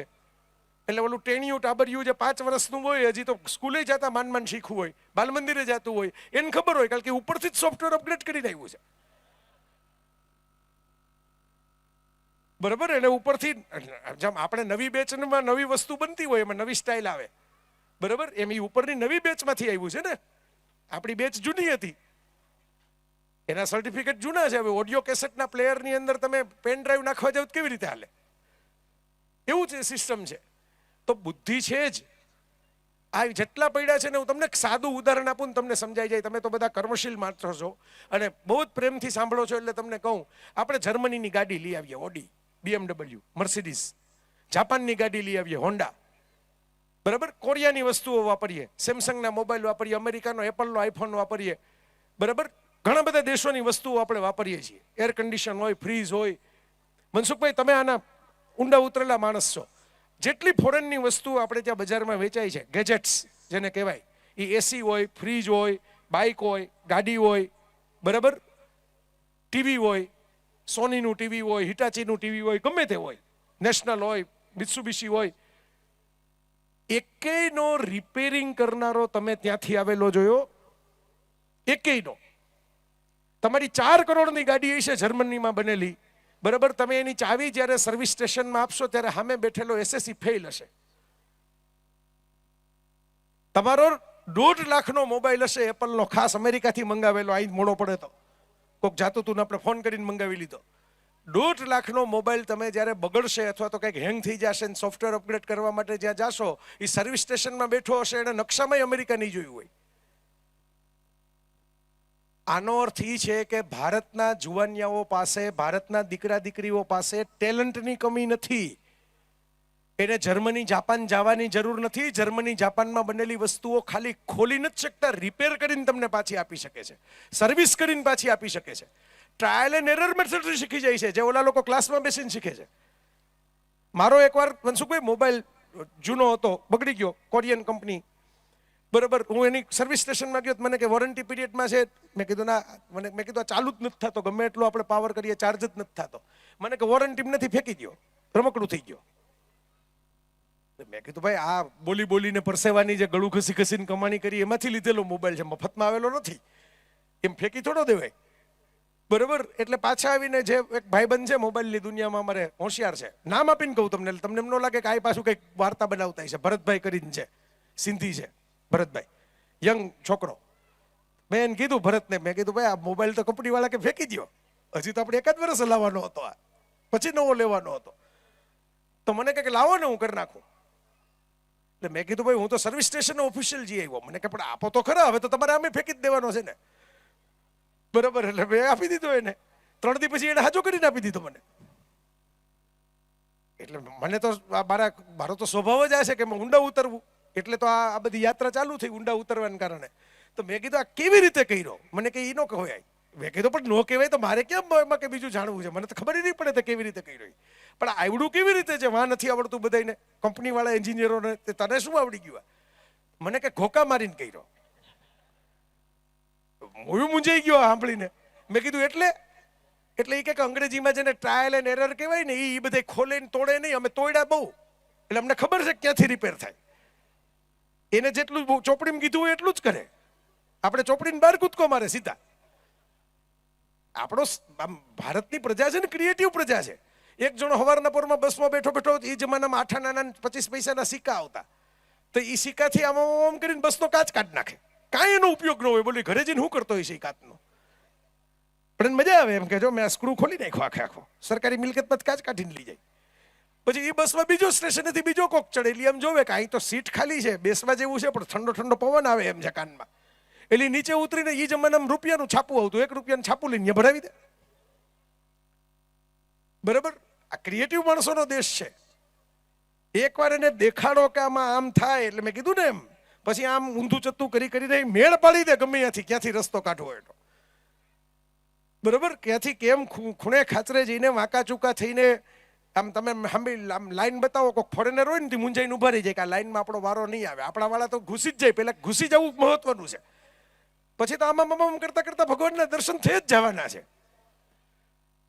તો આ બુદ્ધિ નથી પડી એમ નથી, બુદ્ધિનો ઢગલો પડ્યો છે આપણી પાસે મિત્રો. આપણે એને ચેનલાઇઝ નથી કરતા, આપણે એને ફોકસ નથી કરતા. આપણે શિક્ષણનું મહત્વ સમજીને એને જો ફોકસ કરીએ. પ્રકાશના કિરણો, આપણે નાના હતા ને પહેલા પ્રયોગો કરાવતા સ્કૂલમાં કે મેગ્નિફાઈંગ ગ્લાસ લ્યો, નીચે ઘાસના તણખલા ને કાગળિયા મૂકો ને પછી આગનો ભડકો થાય. તો સૂરજના કિરણો તો રોજ મારા વાળ ઉપર પડે છે, કપડા ઉપર પડે છે, આપણા હાથમાં કાગળિયા હોય તેના ઉપર પડે છે. કાં ભડકો નથી થઈ જતો? કારણ કે ફોકસ નથી થયા. પેલો કાચ છે ને એ કિરણોને કેન્દ્રિત કરી દે છે એટલે ભડકો થાય છે. તો આપણી અંદર પડેલી જે તાકાત છે, આપણી અંદર પડેલી જે પ્રતિભા છે, હું એમ કહું છું કે જો એસએસસી ફેલ થયેલા છોકરા છોકરીઓ ફોરેનની ટેકનોલોજીની પ્રોડક્ટ એ દેશ કોઈ દિવસ જોયા નથી, પગ નથી મૂક્યો, છતાંય સમજીને રિપેર કરી શકે છે, તો એને ખરેખર એન્જિનિયર બનાવ્યા હોય, ખરેખર કોલેજમાં મોકલા હોય, ખરેખર ડેવલપ કર્યા હોય, ખરેખર ગ્રેજ્યુએટ બનાવ્યા હોય, તો એ કેટલું નવું કરી શકે. એને ખબર કે આવતીકાલે આપણી બ્રાન્ડ દુનિયા વાપરતી હોય. આ શક્ય છે, અઘરું નથી. મને પહેલી વાર ફ્રેન્કી ખાવા માટે એક ભાઈબંધ લઈ ગયા હતા, તો મને તો ફ્રેન્કી શું જ ખબર નહીં. પછી આવ્યું આમ રોલ કરેલું, રોટલીમાં રોલ કરેલું શાક આવ્યું પનીરનું. એટલે મેં આમ જોયું, આપણે નવા નવા હતા એ બધામાં, કે આમ સીધું મોઢામાં મૂકવાની ખબર નહીં કે આ તૈયાર કોળિયો છે, બરાબર. એટલે ઓલા મારા ભાઈબંધે કીધું કે આને જ ફ્રેન્કી કહેવાય, હવે ખાઈ જવાની. એટલે મેં કીધું આવું તો મારા મમ્મી પપડું બનાવીને મને આપતા. આપણે રસોડામાં કંઈક ધમાલ કરતા હોય, તોફાન કરતા હોય, તો એક રોટલીમાં જેવું બાળકને ગળ્યું ભાવતું હોય તો ગોળ નાખે, ખાંડ નાખે, અથાણું નાખે, કોક વાર શાક નાખીને ખવડાવી દે. પણ ફ્રેન્કી છે એ બ્રાન્ડ તરીકે ભારતમાં મોરબી સુધી પહોંચી ગઈ. આપણે પપુડાસ એમ કરીને દુનિયા સુધી પહોંચ્યા નથી. આટલો જ ફરક છે. હવે આપણે એ ફરક દૂર કરવાનો છે. એ થઈ શકે ન શું થાય? આપણી પાસે છે બ્રાન્ડ બનાવતા, ખાલી શીખવાનું છે. વસ્તુ બનાવતા નથી શીખવાનું, એ તો જન્મજાત છે આપણા હાથમાં. વસ્તુ કેમ બનાવી, બ્રાન્ડિંગ કેમ કરવું, એટલું જ શીખવાનું છે. પૂછો મનસુખભાઈ નું ખોટું કહેતો વસ્તુઓ નહીં. મારી આ મેં આંગળીએ વીંટી પહેરી છે ને, આ વીંટી જોઈને અમેરિકાના એક ગામમાં એક ઘરડા દાદા ઊભા થઈને મારી પાસે, હું તો આઈસ્ક્રીમ ખાતો હતો ટેબલ ઉપર બેઠો બેઠો, મેં કીધું માણસ તો એકદમ મોટે કપડા બપડા બહુ સરસ મજાના હાઈ ક્વોલિટીનો સૂટ પહેરેલો માણસ આવું કામ ખિસ્સા કાતરું જેમ જોયા કરે આપણી સામે. પછી બિચારા શિસ્તબદ્ધ માણસ હતા, એટલે મેં આઈસ્ક્રીમ ખાતો ત્યાં લગી ઊભા રહ્યા કાકા, મોટી ઉંમરના. પછી મને કે એમ કે this ring is original gold. મેં કીધું યસ. એટલે આમ વિનંતી કરી, કેન આઈ સી ઇટ? એટલે મેં એમને આપી. એ ઇઝરાયલની અંદર હીરા અને સોનાના જે દાગીનાઓ બને ને, મોટી કંપની કાર્ટિયર ને એવી બધી બ્રાન્ડ છે બધી દુનિયામાં, એક કડું વેચે તો 9-10 લાખનું હોય. એમાં સોનું તો માની લો કે 1 લાખનું હોય, પણ એની બ્રાન્ડ નેમ લગાડવાના 10 લાખ લઈ લે. મને મર્સિડીઝના શોરૂમમાં એક આપણા ગુજરાતી જ સેલ્સમેને કીધું હતું. મેં કીધું ભાઈ આમાં તો ફીચર ઓછા છે ને ભાવ વધારે છે. તો મને કે આગળ ઓલો જે લોગો બાયરો છે ને એના પૈસા છે. તમે પાર્ક કરો તો લોકોને લાગે મર્સિડીઝ છે, ટોલ લાગે ઉભા રહ્યો તો વહેલા જવા દે. તો આ બ્રાન્ડિંગ. તો ઓલા ભાઈએ વીંટી જોઈને એનો પ્રશ્ન એ હતો કે મને કે હું આ બધી મોટી કંપનીઓના ડિઝાઇનિંગ ડિપાર્ટમેન્ટનો હેડ છું. એ લોકો સાથે કન્સલ્ટેશન, પરચેઝનું જે કામ કરે ને, ખરીદી કરવાની. તો મને કે આવું કામ મેં જોયું નથી, આટલું ઝીણું કામ. આમાં સિંહ દોરેલો છે આ વીંટીમાં, દૂરથી તો મિત્રોને ન દેખાય, પણ આમાં સિંહ છે આખો લાયન. તો મને કે આવું કામ મેં જોયું નથી. મેં કીધું આ રાજકોટમાં થયેલું કામ છે. અમારે કારીગરોને ઢગલા છે સોના ચાંદીના, બરોબર. તમે ખાલી ડિઝાઇન આપો, તમે એમ કહો કે આ 2500 વર્ષ પહેલાની ડિઝાઇન છે, 2500 વર્ષ પહેલાનું કડું બનાવીને કાઢી દે તમને. આપણી પાસે કમી નથી બુદ્ધિની, હોશિયારીની, પણ હીરો છે ને એ ફટકડી જેવો લાગે જો કાચો હોય તો, પણ એને પોલિશ કરીને એકવાર મૂકો, એને કટિંગ કરીને એકવાર મૂકો, એને ફિનિશિંગ કરીને એકવાર મૂકો, તો લોકો મખમલની દાબડીની અંદર હજારો વર્ષો સુધી સાચવીને તિજોરીમાં રાખે. પોલિશિંગની જરૂર છે, કટિંગની જરૂર છે. નો પેન નો ગેઇન. આ યાદ રાખજો. પીડા નથી તો પ્રાપ્તિ નથી. પેલા પીડા તો સહન કરવી જ પડે એજ્યુકેશન માટે. આપણા બધાના માતાઓએ પ્રસૂતિની પીડા 9 મહિના ગર્ભ ધારણ કરીને શરૂ કરી. એના માટે એમને તકલીફો પડી હોય, મુશ્કેલીઓ પડી હોય, આજે પડે છે, તો કુદરતી પ્રક્રિયા છે. એ સહન કરે છે ને ત્યારે આપણો પહેલો શ્વાસ આ પૃથ્વી ઉપર આવે છે. એટલે પરમાત્માએ સંદેશ આપ્યો છે કે અમૃત મંથન કરવા નીકળો ને તો પહેલા ઝેર નીકળે, પણ ઝેર પચાવીને નીલકંઠ થાવ તો છેલ્લે અમૃતનો ઘડો નીકળે. પણ મંથન ચાલુ રાખવું પડે. નિષ્ફળતાથી થાકી નહીં જવાનું. જિંદગીમાં હાર જેવી કોઈ ચીજ જ નથી મિત્રો. વિદ્યાર્થી મિત્રોને ખાસ કહું છું, રિક્ષાની પરીક્ષા એક જાય તો બીજી આવે, પણ રસ્તા ઉપર ઉભા રહ્યો તો આવે, એમને એમ ન આવે. ઘરે જઈને ગોદલા ઉઠીને સુઈ જાય ને બીજી રિક્ષા ન મળે ને બીજી પરીક્ષા ન મળે. એક વખત સફળ થાવ લોકો ભૂલી જશે. તમે ડોક્ટરો કે ડ્રાઈવરો કોઈની માર્કશીટ જોઈને કામ લ્યો છો? તમે કોઈ ડોક્ટરને એમ કીધું કે સાહેબ હું તમને 3 લાખ રૂપિયા ઓપરેશન આપું છું, મને માર્ક તો બતાવો, તમને કેટલા આવ્યા હતા 4 વર્ષમાં? આપણે બેસી જઈએ છીએ કોઈ ગાડીમાં, ડ્રાઈવરને કહીએ છીએ કે ભાઈ તું તારું ડ્રાઇવિંગ લાયસન્સ છે. ડ્રાઇવિંગ લાયસન્સ બહુ તો માણસો જોવે, પણ એમાં કંઈ ટેસ્ટ થોડા લખેલા હોય. પરફોર્મન્સ જોઈને દુનિયા હંમેશા તમારી પાછળ ગાંડી થાય છે. 5 જણા કે આ ડોક્ટર પાસે જાજો, આમાં તમારે બસ બેસ્ટ રિઝલ્ટની કોઈ ચિંતા નહીં. 10 જણા કે રાતની ડ્રાઇવિંગ કરવું હોય તો આમ ભાઈને લઈ જાજો, આમાં કોઈ માથાકૂટ નહીં, આની ગાડીમાં બેસી જાજો. પરફોર્મન્સ સારું કરશો ને, તમારી માર્કશીટ કરતાંય વધારે તમારા પરફોર્મન્સની ચર્ચા આખી દુનિયા કરશે ને એના આધારે તમને કામ મળ્યા કરશે. કોન્સ્ટન્ટ પરફોર્મન્સ સારું કરવું પડે, આ એજ્યુકેશન છે. શિક્ષણ જેને આપણે કહીએ છીએ, આ મેં તમને વીટીની ઉદાહરણ આપ્યું. આ સોનું હું પહેરતો એટલા માટે થયો કે હું જ્ઞાનોત્સવમાં અહીં મોરબીમાં જ બોલેલો, વિદ્યાર્થીઓનો કાર્યક્રમ હતો એમાં.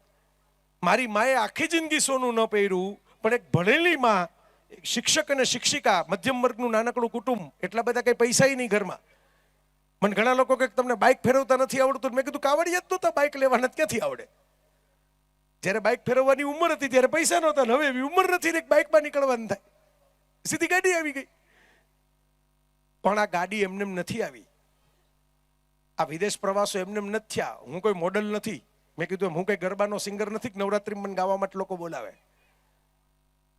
મને બોલાવે છે શું કામ? તો કે આ ભાઈ કંઈક વાત કરે છે, એમાં રસ પડે છે, આની પાસે કંઈક જ્ઞાન છે, એ જાણવા જેવું છે, આનું નોલેજ છે, એમાં મજા પડે છે, એમાં કંઈક શીખી લેવાનું છે, એમાં આપણા છોકરાઓ કંઈક ડેવલપ થશે, એમાં આપણો સમાજ કંઈક ડેવલપ થશે.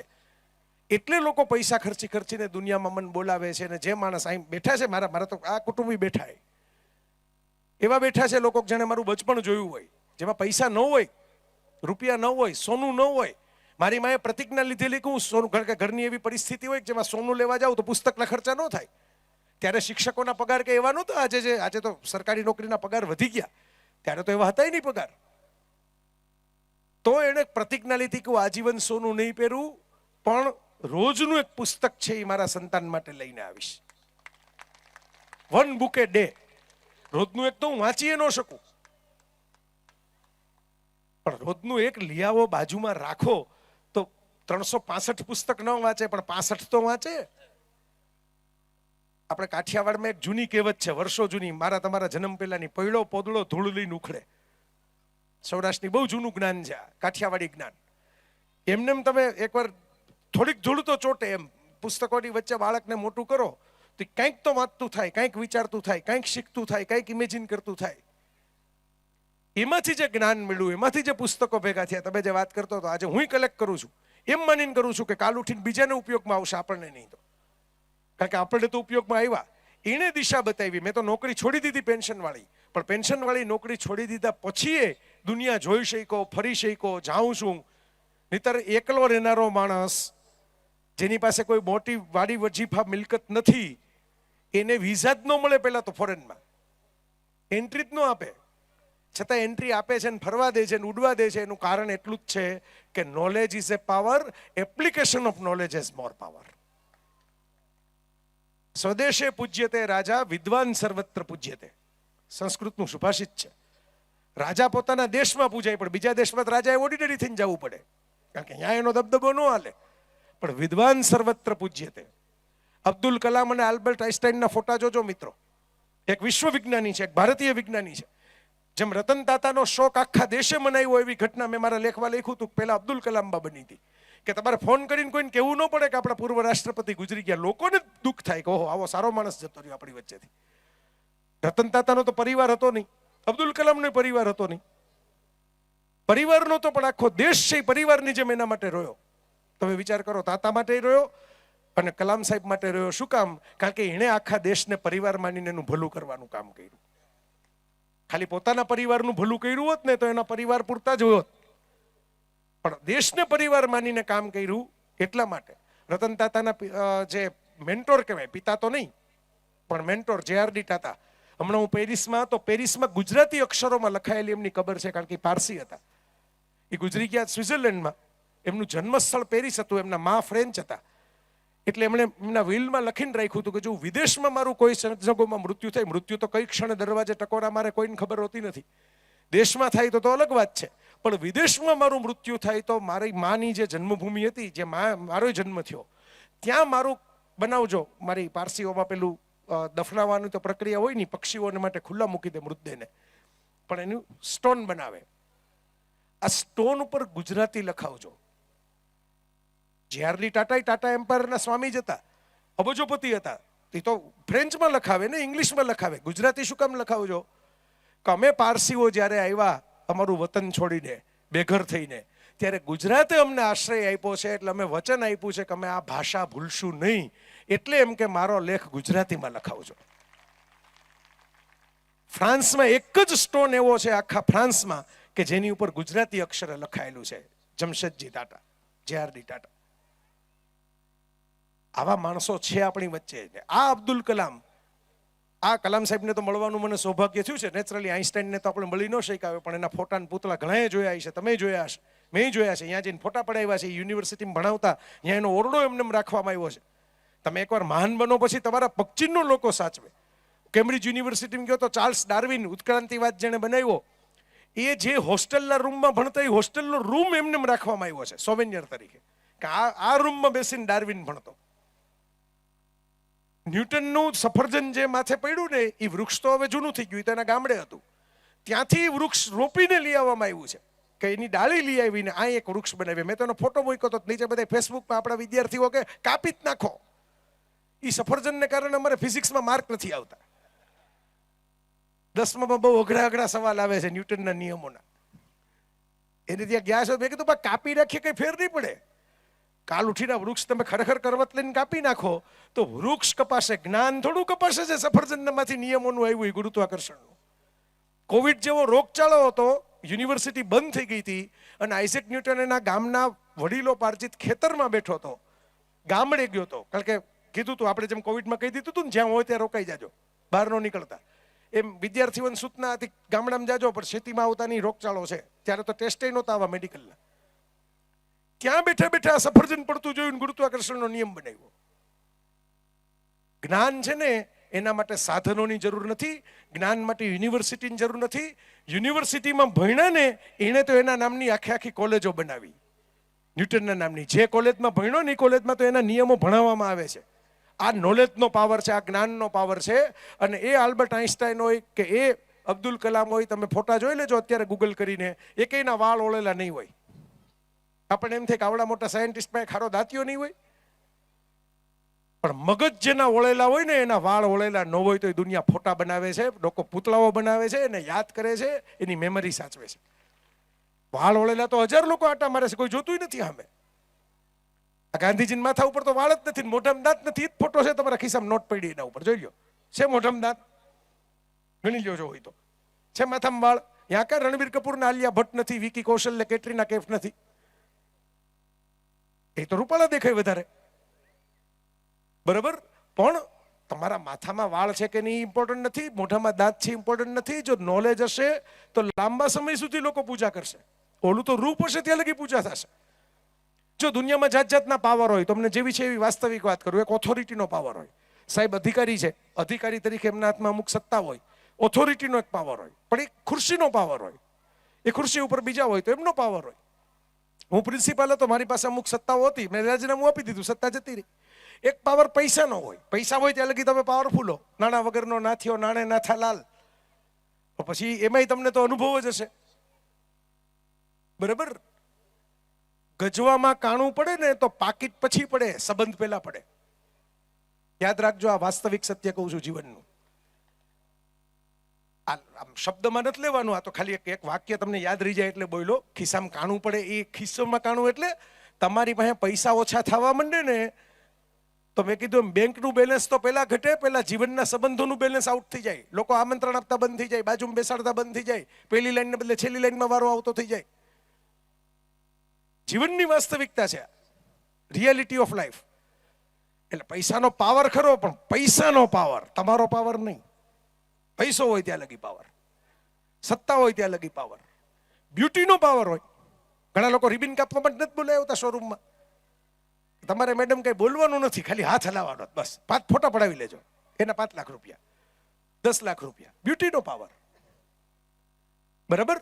પાવર જાત જાતના હોય આ જગતમાં. બધાને પાવરફુલ થવું છે, બધાને સ્પેશિયલ થવું છે, બધાને. આપણે આમ એક સારો દિવાળીમાં ડ્રેસ લઈને ફોટો મૂકીએ નીચે 10 લાઈક નો આવે ને ઇન્સ્ટાગ્રામમાં, તો આપણને ડિપ્રેશન આવી જાય કે આપણે બધાને ઇમ્પ્રેસ કરવા, તો આમાં કોઈ નીચે ઇમ્પ્રેસ જ નથી થતું. બીજે દિવસે એ શર્ટ આપણે પહેરીએ જ નહીં, કે આ પહેરવું જ નથી કોઈ દી. આપણે જ હોશથી લઈ આવ્યા હોય ને આપણે જ પહેરવાને ના પાડી દઈએ, કોઈ ઇમ્પ્રેસ નથી થતું. Power of expertise is a greatest power. આ જેટલા પાવર બોલ્યા ને એ એક્સપર્ટાઇઝ સામે લાંબા થઈને સુઈ જાય. ગમે એવો શક્તિશાળી માણસ હોય, ગમે એવો પાવરફુલ માણસ હોય, વકીલ એનો ગમે એવો દેખાતો હોય, એડવોકેટ પાસે જઈને એને મધરાતે દરવાજો ખખડાવવો પડે, સાહેબ હવે આ કેસ થાય, આમાં જામીનનું કેમ કરશું? બરાબર? ત્યાં એમ ન જોવે કે એડવોકેટ જો આપણે રૂપાળા હોય ને તો જ આપણે રાખવા છે, પૈસાદાર હોય તો જ રાખવા છે. એક્સપર્ટાઇઝનો પાવર, બુદ્ધિશાળી હોશિયાર માણસ ગોતો છે. માંદા પડો તમે એમ કહો કે આખા દેશમાં હારામારો ડોક્ટર હોય, આપણે ભલે પૈસા થાય, બેંકની લોન લઈને ઓપરેશન કરાવશું, પણ મારી બાનું ઓપરેશન છે જેવા તેવા હાથમાં હું નહીં કરાવું. કહીએ છીએ એક્સપર્ટાઇઝનો પાવર. આ બાકીના બધા પાવર જેની સામે ઝૂકી જાય ને એ પાવર એક્સપર્ટાઇઝનો પાવર છે. બીજા પાવરોને એક્સપાયરી ડેટ હોય છે, એક્સપર્ટાઇઝને કોઈ દિવસ એક્સપાયરી ડેટ હોતી નથી. આ યાદ રાખજો મિત્રો. લક્ષ્મી તો ચંચળ છે, રૂમઝૂમ કરતા આવે ને રૂમઝૂમ કરતા જતા રહે. શેર બજાર કરતા હશે ને ખબર છે, સવારે રૂમઝૂમ કરતા આવ્યા હોય ને સાંજે રૂમઝૂમ કરતા જતા રહે. રૂમઝૂમ કરતા જ આવે તો ચલતીના ગરબામાં જ હોય ને, બરોબર? તો આવે ખરા ને જાય ખરા, એનો કોઈ આમ નક્કી નો કહેવાય ક્યારે આવે, એમના મૂડ ઉપર હોય. પણ સરસ્વતી ચંચળ નથી, ઠરેલ છે. જો સરસ્વતીના આશીર્વાદ તમારા ઉપર આવ્યા, લતા મંગેશકરના કંઠમાં બેઠા તો બેઠા જ હોય. 92 વર્ષે લતા મંગેશકર કોકિલ કંઠે લતા એમ કરીને જ એમને શ્રદ્ધાંજલિ મળે. એમના ગળાને લોકો હજી એ ગીત સાંભળવામાં, તમે કોલર ટ્યુનમાં સાંભળતા હશો, ક્યાંક તમે મોબાઈલમાં સાંભળતા હશો. કોઈ પણ કલાકાર હોય, કોઈ પણ તેજસ્વી વ્યક્તિ હોય, કોઈ પણ એવો જૂનો મહાન થઈ ગયેલો કોઈ રમતવીર હોય, જેને સરસ્વતીની કૃપા મળી છે, જેને એજ્યુકેશનની કૃપા મળી છે, જેને એક્સપર્ટાઇઝનો પાવર મળ્યો છે, જેને નોલેજ મળ્યું છે, અને મળ્યું છે એટલે કોઈ આપે તો લઈ લેવાનું નથી મિત્રો. પોતાની જાતે ક્યું ભરોસા કરતે હો ગેરો પર જબ ચલના હે ખુદ કે પૈરો પર. આપણે જ ચાલીને આગળ વધવાનું છે. તમે કોઈ પણ મંદિરે જાઓ, માતાજીના મંદિરે જાઓ, ધારો કે માતાજીના મંદિરે પગથિયા હોય, અંદરે મૂર્તિ હોય, આપણે દર્શન કરવા જાય, મૂર્તિ પથ્થરની બનેલી હોય, પગથિયા પથ્થરના બનેલા હોય, પગથિયા ઉપર આપણે ચપ્પલ મૂકીએ, મૂર્તિના ચરણોમાં માથું મૂકીએ. ત્યાં કોઈ દી ચપ્પલ લઈને જાય નહીં, માણસ પગે ન અડી જાય એનું ધ્યાન રાખે. અંદર જવા મળે તો શિવલિંગ પાસે પૂજા કરવા જાય ધારો કે, તો પગ ન અડી જાય એવી રીતે બેસે ધ્યાન રાખીને. આપણી શિસ્ત છે, આપણા સંસ્કાર છે, આપણી શ્રદ્ધા છે. તો શું કામ મૂર્તિ જે છે ત્યાં લોકો માથું મૂકે છે, પગથિયા છે એ આરસના બનેલા છે, ઓલું આરસનું બનેલું છે. ફરક આરસ કેવો છે એનો હોતો જ નથી. જે ઘડાય છે ને ત્યાં લોકો માથું ટેકવે છે, જે ઘસાય છે ને ત્યાં માણસો પગ મૂકે છે. આ જીવનનું પરમ સત્ય છે. ઘસાવું અને ઘડાવું બંને વચ્ચે ફરક છે. ઘસાઈ જશો એનાથી ફાયદો નહીં થાય, કોકના માટે મજૂરી કરતા રહી જશો. ઘડાશો તો તમારા માટે દુનિયા કામ કરશે. જ્ઞાન મેળવો એટલે કઈ નોકરી જ કરવી એવી જરૂરી નથી. બીજાને નોકરી આપો એવો ધંધોય કરી શકો, તમે એ લેવલે પહોંચી શકો, નવા ઇનોવેટર થઈ શકો, નવી વસ્તુઓ તમે બનાવી શકો. નાની નાની વસ્તુઓ, નાના નાના આઈડિયા. ભારત દેશમાં હવે જેટલી, તમે સાહેબને પૂછો, હું ખોટું કહેતો હતો, એટલી સરકારી નોકરી વધી જ નથી જેટલી વસ્તી છે. બધાને સરકારી નોકરી જોઈએ છે, શક્ય નથી. તો કોઈ કે મનસુખભાઈ થવું જ પડશે ઊભા થઈને. હું નોકરી, સરકારી નોકરી આ બે છોડી દીધી. નોકરી હતી તો એ હાથમાં પેન્શન વાળી, નહીતર હું એક ક્લાસરૂમમાં ભણાવતો હતો. આજે ક્લાસરૂમ મોટો ને મોટો થતો જાય છે. જ્ઞાન તો ચાલુ જ છે યાત્રામાં મળવાનું. હું નવું શીખું છું તમારા બધા પાસેથી, મને નવી વાત મળે છે. એટલે મારા મિત્રો, આ વસ્તુ બહુ સમજીને યાદ રાખવા જેવી છે. તમને હતાશ કરવા વાળા ઘણા લોકો હશે, નિરાશ કરવા વાળા હશે. હું એક કિસ્સો કાયમ કહેતો હોઉં છું કે એક ભાઈ બહેન છે જંગલમાં લાકડા કાપવા. ગરીબ ભાઈ બહેન, અનાથ, મા બાપ તો હતા નહીં. મોટો ભાઈ લાકડા કાપે, બેન નાનકડી રહીમાં કરે જંગલમાં. બીજું કોઈ હાચવવા વાળું હતું નહીં. બેનને લઈને ભાઈ ભેગો જંગલમાં જાય, અને જંગલની અંદર સાપ કરડ્યો બેનને. ભાઈએ જોયો જ ખરું કે સાપ ડંખ મારીને ગયો. ભાઈએ કુહાડીનો ઘા કરીને મૂકી દીધી. બેન પાસે ગયો, બેન બેભાન થઈ ગઈ, મોઢામાંથી ફીણ નીકળવા માંડ્યા. ભાઈએ બૂમાબૂમ કરી, પણ હવે જંગલમાં કોણ સાંભળે, ગામ તો દૂર હતું થોડુંક. તો 2 મિનિટ બૂમાબૂમ કરી. એકમાત્ર ફેમિલીનું મેમ્બર બચ્યું હતું મા બાપ પછી. હવે એ નજર સામે જતું જોયું. ભાઈએ બીજો કઈ વિચાર કર્યા વગર ખભે બેનને નાખી, પોતે નાનો કઈ એવડો મોટો કઈ હટ્ટો તો હતો નહીં, બરાબર, દોટ મૂકી. હાંફતો વચ્ચે શ્વાસ લેતો દોડતો 2-3 કિલોમીટર જે કાપવાના હતા પહોંચ્યો. દવાખાનું જે ગામમાં હતું એના કમ્પાઉન્ડમાં જઈને પોતે બેભાન થઈ ગયો. બેનને મૂકી. ફરજ ઉપરના ડોક્ટરો, નર્સોએ તાત્કાલિક સારવાર કરી, ઝેર ઉતારી દીધું, સ્વસ્થ થઈ ગયા બેન. ભાઈ બેન બે સ્વસ્થ થઈ ગયા. અને મોટા જે ડોક્ટર હતા એ રાઉન્ડમાં જે સાંજે આવે, કારણ કે નાના ગામની અંદર કંઈ સતત તો કોઈ હાજર રહે નહીં. એ શહેરમાંથી આવ્યા અને એમને ઓલા જે આસિસ્ટન્ટ બધા હતા એમણે કીધું કે ભાઈ આવો એક સાપનો કેસ આવ્યો હતો, સરખું થઈ ગયું છે, બેયને સુવડાવી દીધા છે. અને પછી ઓલો જે ડ્યુટી ઉપરના નર્સ હતા ને એને ડૉક્ટર સાહેબને કીધું કે ભાઈ આ છોકરો એવું કહેતો હતો કે હું આ એની બેનને ઊંચકીને જંગલમાંથી દોડતો આવ્યો. પણ હવે કે આવડી ઉંમરનો છોકરો આટલું વજન ઉંચકીને દોડી શકે એવું પોસિબલ થોડું થાય. એટલે સવારે ઉઠે તો આપણે જરાક ઇન્ક્વાયરી કરવી પડશે હરખી કે ભાઈ કેવી રીતે અહીં પહોંચાડી. એને એટલે ઓલા ડૉક્ટર સિનિયર હતા, જમાનો જોયેલો હતો, દુનિયાના ઘા જોયેલા હતા. એને ખભે હાથ મૂકીને એમ કીધું કે ભાઈ એવું થાય. નર્સબેનને એમ કીધું કે આવું થાય. શું કામ? આ છોકરો દોડી શકે આટલું વજન ઉંચકીને એક શ્વાસે, કારણ કે એની બાજુમાં કોઈ ના પાડવા વાળું નહોતું. બાજુમાં કોઈ ફિલોસોફરો બેઠા બેઠા ના પાડતા હોત ને કે અરે થાય કોઈ દી, હવે ગયું, હવે નો ભેગું થાય, હવે તારે ભૂલી જવાનું. આવી બધી ફિલોસોફી જો જાજી થઈ ગઈ હોત ને તો બિચારો અહીંયાથી એ બળી ગયો હોત આઘાતમાં. પણ કોઈ ના પાડવા વાળું હતું નહીં તો એને ખભે નાખીને હિંમત કરી તો દોડ્યો પહોંચી ગયો તો એ બચ્યો ને બેની બચી ગઈ. જિંદગીમાં ઘણી વખત આપણને આપણો જ અંતરાત્મા આપણી આસપાસનું વાતાવરણ રોકતું હોય છે. એટલે જગતમાં પૂજા એની થઈ જેને પોતાનો કમ્ફર્ટ ઝોન છોડ્યો. રઘુવંશમાં 100 રાજાઓ છે પણ આપણે લવકુશની મંદિર બનાવીને પૂજા નથી કરતા. રામનું મંદિર બને છે કારણ કે રામ વનવાસ ભોગવે છે. વનવાસ ભોગવો તો તમને હનુમાને મળે, શબરીએ મળે અને રાવણે મળે. અને રાવણનો મુકાબલો કરવાનો હોય ને હનુમાનને શબરી સાથે પ્રેમ કરવાનો હોય તો તમારા ગીત ગવાઈને તમારા મંદિર બને. કૃષ્ણએ તો જન્મતા જ મા બાપનો ખોળો છોડ્યો, કમ્ફર્ટ ઝોન છોડ્યું. બુદ્ધે, મહાવીરે રાજકુમાર હતા, રાજપાટ હતું, મહેલ હતો, છોડી દીધા. કોઈ પણ ધર્મમાં તમે જોશો, જીસસ ક્રાઇસ્ટ ક્રોસ ઉપર ચડી ગયા, મોહમ્મદ પૈગંબરે હિજરત કરી, જ્યાં નજર કરશો ત્યાં તમને આ ઉદાહરણ જોવા મળશે કે માણસ જે બહાર નીકળે છે, નવું જાણે જોવે, શીખે છે, કમ્ફર્ટ ઝોન છોડે છે, એના ગીત ગવાય છે, એની પૂજા થાય છે, એને સામે લોકો શ્રદ્ધાથી વંદન કરે છે, સલામ કરે છે. આપણે એવા બનવાનું છે. આપણી નિયતિ આવી ઘડવાની છે. આ નોલેજની નિયતિ છે, આ નોલેજનો પાવર છે. અને એ આપણે જો કરી શકશું તો તમારે જય વસાવડાને બહારથી બોલાવવાની જરૂર જ નથી. દિલીપભાઈ 10 વર્ષ પછી મને એમ કહેશે કે અમે પ્રોગ્રામ રાખ્યો છે અને અમારા સમાજમાંથી એક વક્તા છે, એ 1 કલાક બોલવાના છે, જેને આ એચિવમેન્ટ પ્રાપ્ત કરી છે, તમે સાંભળવા આવો. અને જે રીતે જેટલા પ્રેમથી તમે 1 કલાકથી સાંભળો છો, હવે 1 કલાક એક્ઝેક્ટ પૂરી થઈ, તમે ઘડિયાળ જોઈ લો, બરાબર?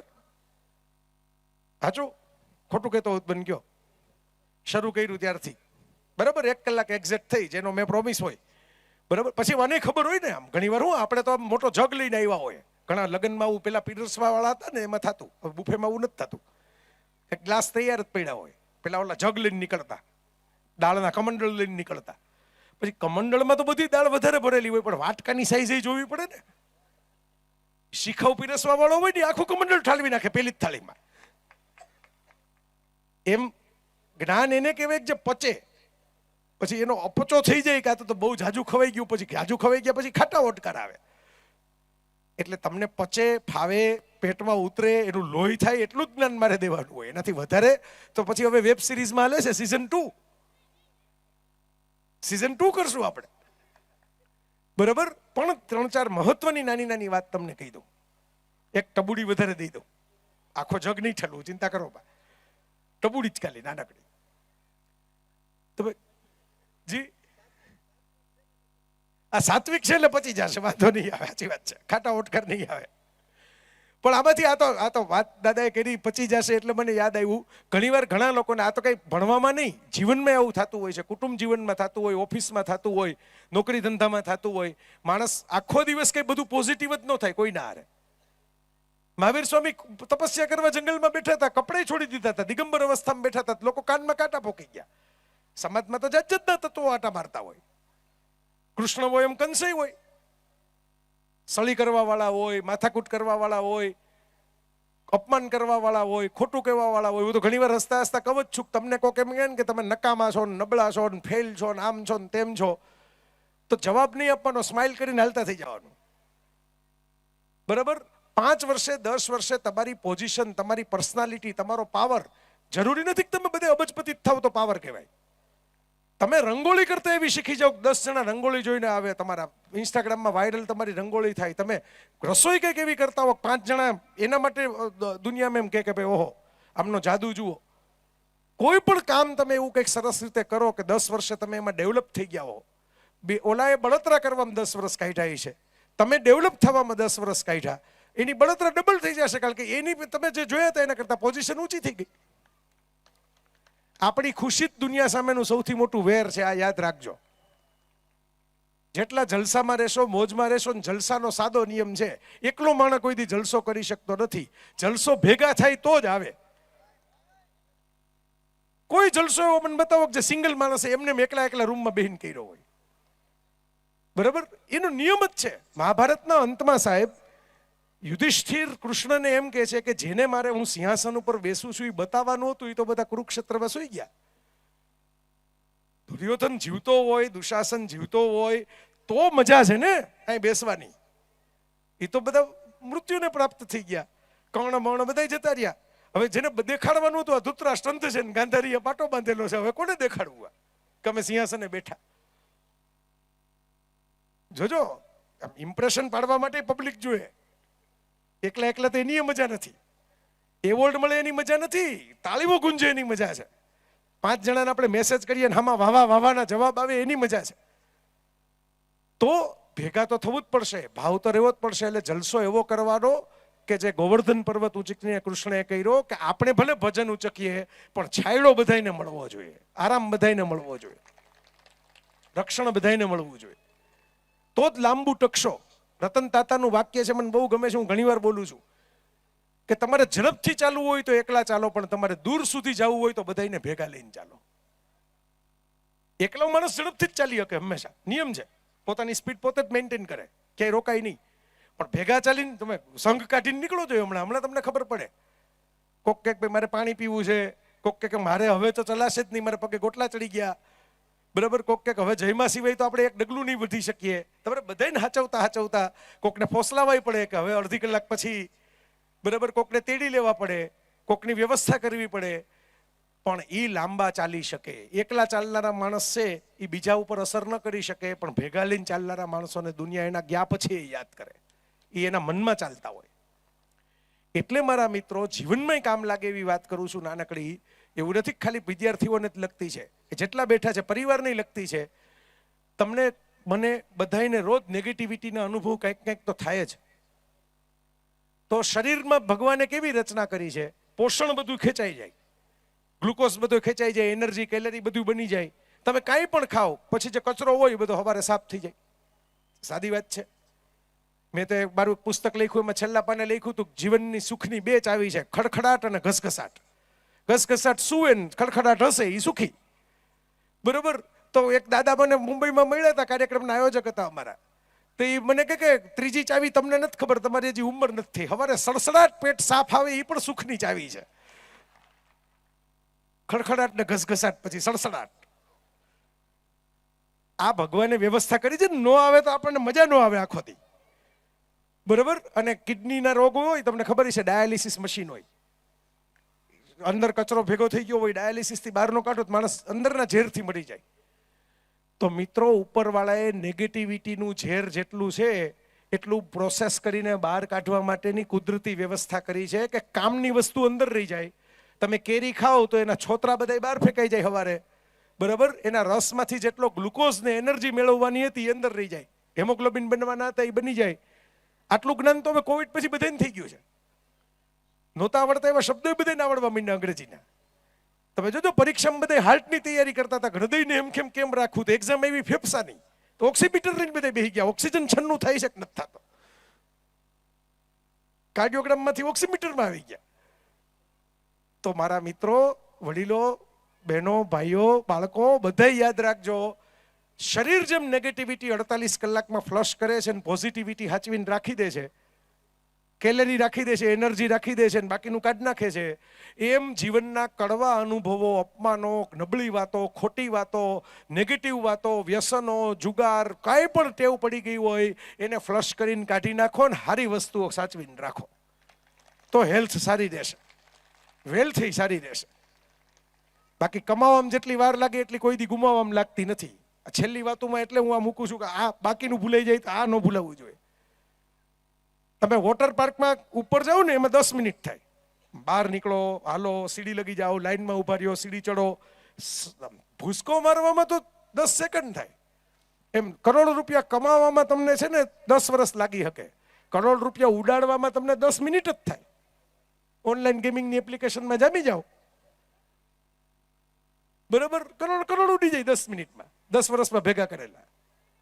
મારા મા બાપે મને બીજો વારસો તો મેં તમને હમણાં કીધું કે કઈ સોના ચાંદીનો વારસો તાપીને ગયા નથી. હજી હું ફ્લેટમાં જ રહું છું, કઈ મકાની વડીલો પાર્જિત છે નહીં કે જમીનનો ટુકડો મૂકીને ગયા હોય.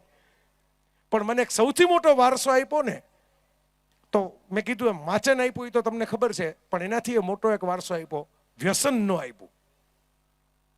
શું આપ્યું એની સાથે શું ન આપ્યું એ પણ ઘડતર છે. વ્યસન ન આપ્યું, એમને ટેવ નહીં. ચા, કોફી, બીડી, તમાકુ, સિગરેટ કોઈ પણ પ્રકારના, એનાથી ઉપરના તો આવે જ નહીં. આટલા જ ન હોય તો એની ઉપર તો ડિગ્રી આવે જ નહીં જવાની. આજે આ શરીર થોડું ઘણું ચાલે છે, આ પ્રવાસો કરતા કરતા બોલીએ કે મને ઘણા કે ભાઈ તમે તો બહુ મોટા જાદુગર છો, તમે તો ફ્લાઇટમાંથી ઉતરીને સીધા બોલવા માંડો, ગાડીમાંથી ઉતરીને બોલવા માંડો. એમાં કોઈ જાદુ નથી. આ શરીર વ્યસન મુક્ત છે ને એટલે થોડીક વધારે કેપેસિટીથી હાલે છે, આટલું જ છે. જે એન્જિન રેગ્યુલર સફાઈ થતી હોય એન્જિન વધારે કિલોમીટર ખેંચી શકે, એટલી જ વાત છે. વ્યસનથી આપણે એને ખરાબ નથી કર્યું એટલે થોડુંક વધારે ટકી શકે છે આ બધી માથાકૂટ વચ્ચે.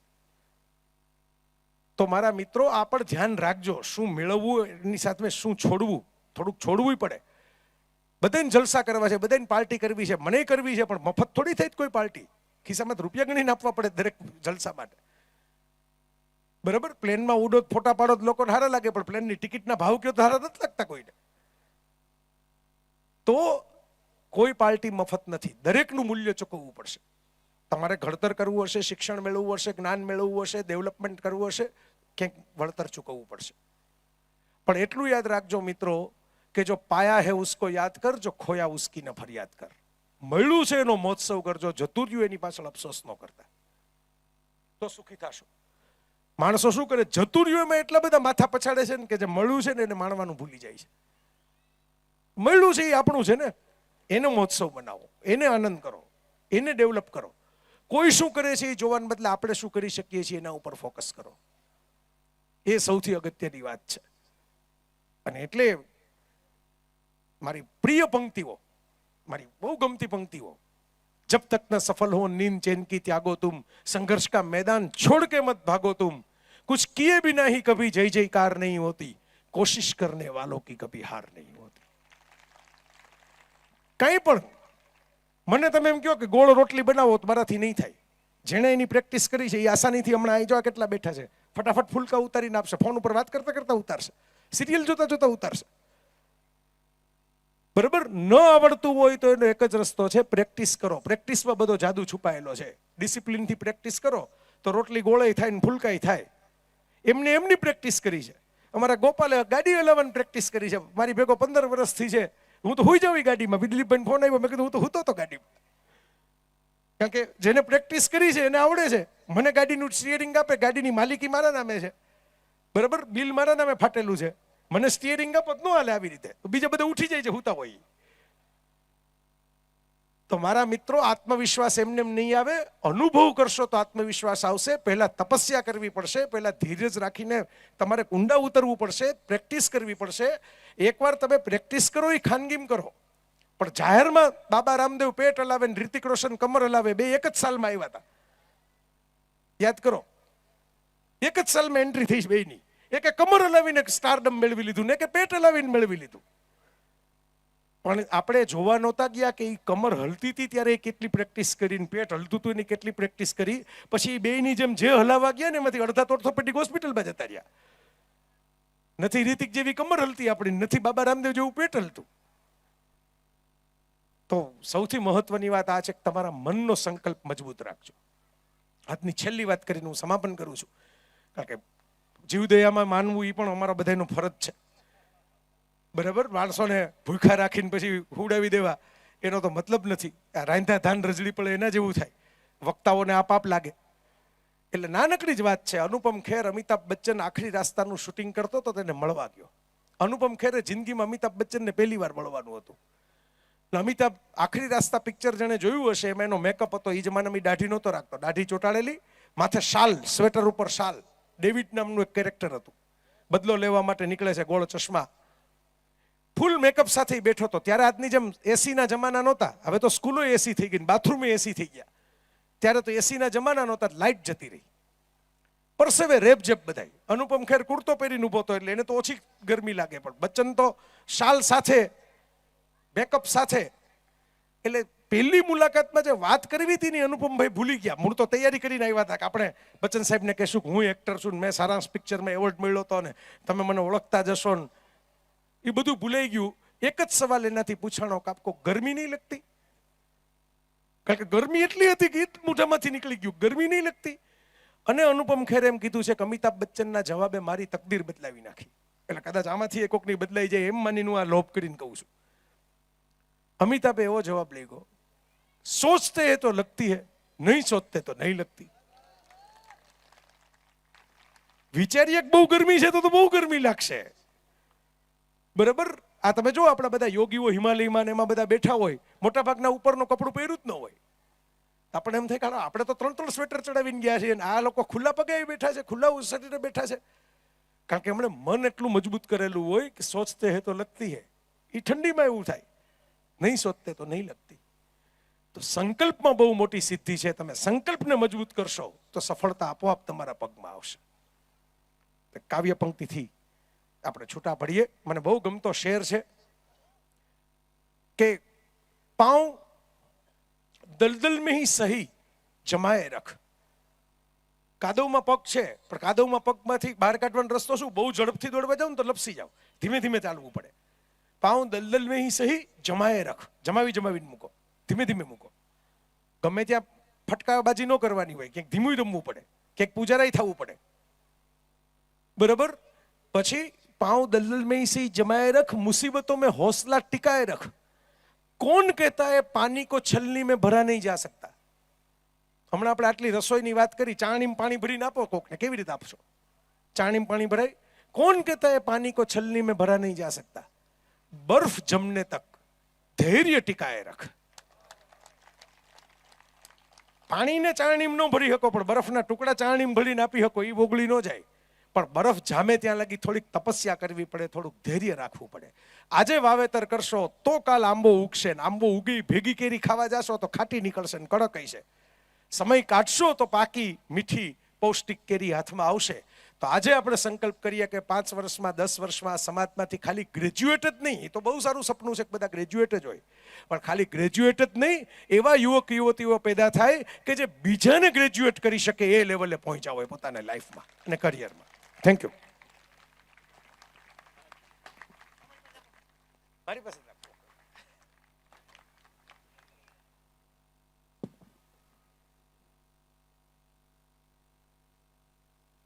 ચાલુ જ છે. ઓકે, હવે કંઈ બોલવા જેવું રહેતું નથી અને કંઈ બોલવાનું પણ નથી. ગઈકાલે શ્રીમદ રાજચંદ્રનો જન્મદિવસ હતો. તમને એમ થાય કે આજ કેમ યાદ કર્યું? 9મી નવેમ્બર 1967માં શ્રીમદ રાજચંદ્રનો જન્મ થયો હતો. 10 વર્ષે એ જાહેરમાં બોલવા માંડ્યા હતા. 11 વર્ષે આર્ટિકલ લખવા માંડ્યા. 20 વર્ષની ઉંમરે મુંબઈમાં સતાવધાની કરી. એક સાથે 100 માણસો બોલે તો વારાફરતી શું બોલ્યું છે તે કહી શકે. ગાંધીજીને 24 વર્ષની ઉંમરે મળ્યા. ત્યારે ગાંધીજીની ઉંમર છે તે 22 વર્ષની હતી અને એને એના આધ્યાત્મિક ગુરુ તરીકે સ્વીકાર કર્યો. 29 વર્ષની ઉંમરે એમણે માત્ર 1 કલાકમાં 142 દોહરા છંદમાં આત્મસિદ્ધિ શાસ્ત્ર રચ્યું અને આત્મસિદ્ધિ શાસ્ત્ર વાંચ્યા પછી આત્મા કે પુનર્જન્મ વિશે કોઈને શંકા ન રહે. તો દોસ્તો, કહેવાનો મતલબ મારો એ છે કે યુવાન શું કરી શકે છે, એનાથી શું થઈ શકે. વિવેકાનંદ, રાજચંદ્ર ને એના જેવા અનેકને આપણે વાંચવા પડશે. કોઈ ઊભા ન થાય 2 મિનિટ માટે અને વ્યવસ્થાના ભાગરૂપે જ્યાં સુધી સૂચના ન મળે ત્યાં સુધી કોઈ ઊભું નથી થવાનું. જયભાઈ એની શરૂઆતની વાતમાં કીધું કે શીખના બંધ તો જીતના બંધ. તો દોસ્તો, આજના પ્રસંગે આપણો એ સંકલ્પ હોવો જોઈએ કે હમ શીખેંગે ઓર જીતેંગે ભી. મંથન ચાલુ રાખવું પડશે તો અમૃત નીકળશે, એ વાત સનાતન સત્ય છે. એટલે સરસ્વતીના આશીર્વાદ મેળવશું તો અષ્ટલક્ષ્મી આપોઆપ આવશે. દોસ્તો, આપણે આ કાર્યક્રમના સમાપન માટે અંત ભાગમાં થોડીક આપણે પ્રશ્નોત્તરી રાખવાની છે અને દરેક પ્રશ્નકર્તાને વિનંતી કે એ માત્ર પ્રશ્ન જ પૂછે, પૂર્વ ભૂમિકા કોઈ બાંધવાની જરૂરત નથી. માત્ર પ્રશ્ન પૂછશો તો આપણે ઝડપથી આપણું કામ છે તે પૂરું કરી શકશું. અને વચ્ચેથી કોઈ ઉઠે નહીં. માત્ર 10-15 મિનિટની જ આપણી પ્રશ્નોત્તરી છે. જયભાઈ જવાબ આપશે.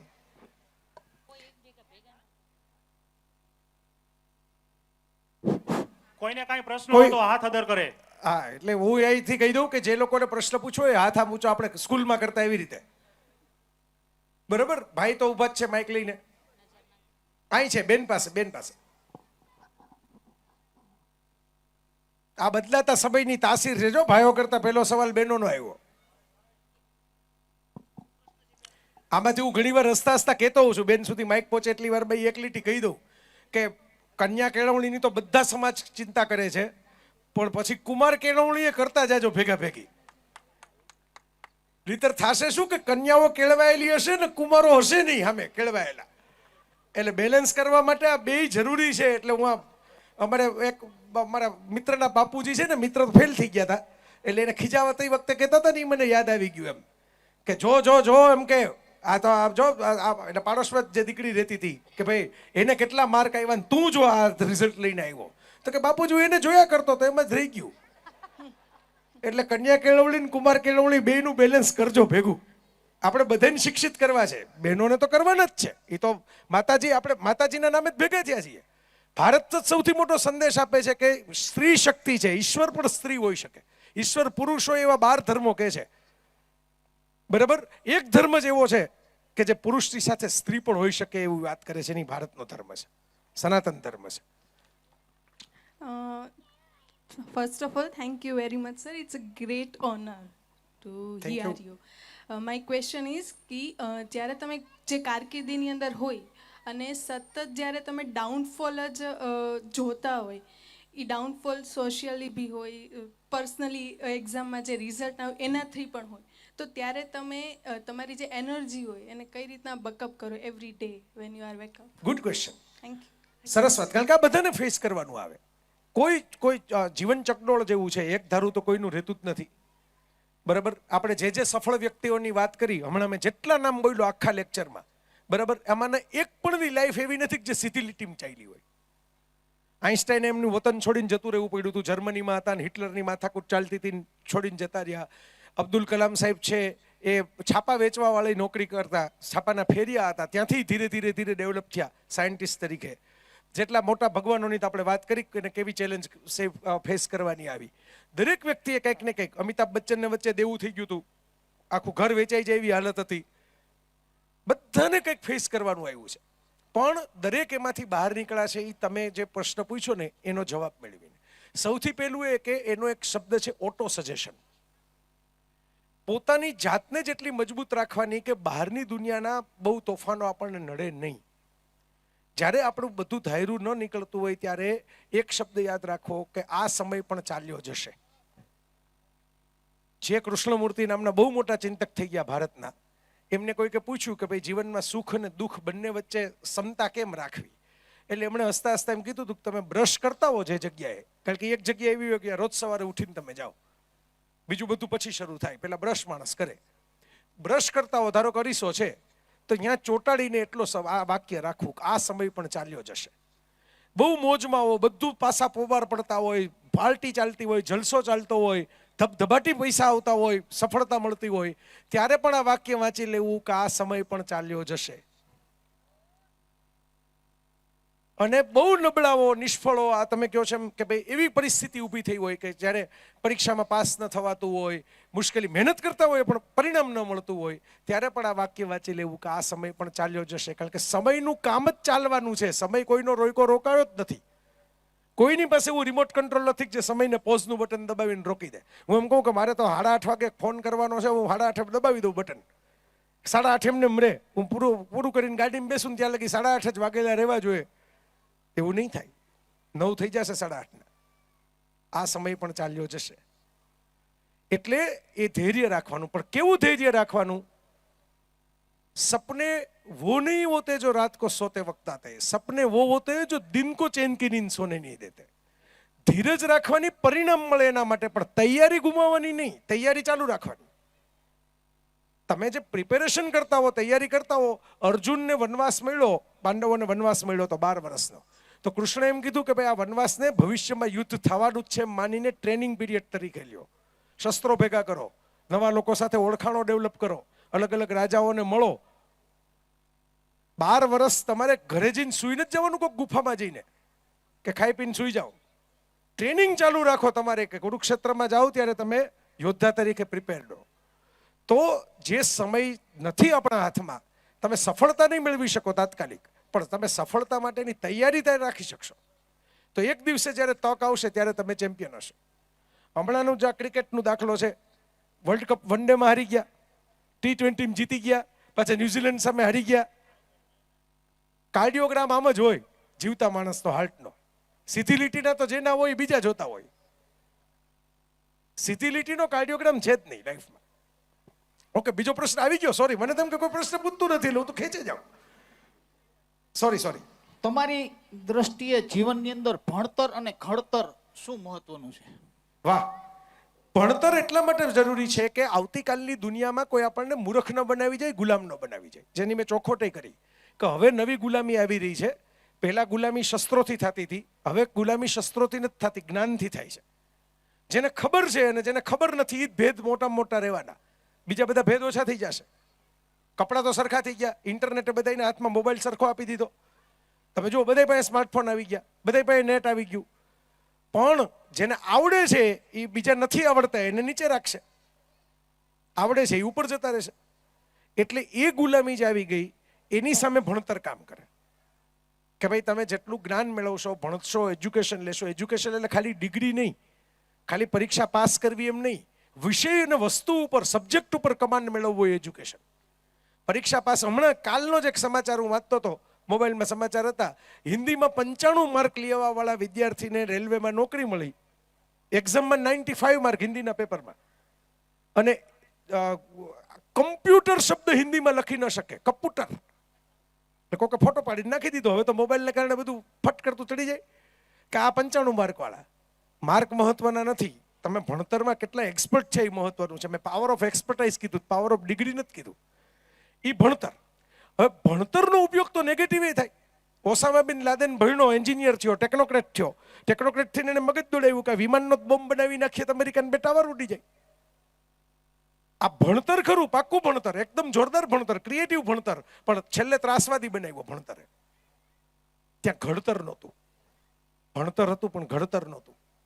તમે કોકના ટાવર ઉડાડો તો કોક પછી યાદ રાખીને તમને ઉડાડે. અમેરિકા એવો ઉડાડ્યો, હજી ડેડ બોડી મળ્યું નથી. ક્યાં પડ્યું છે એ કોઈને ખબર નથી.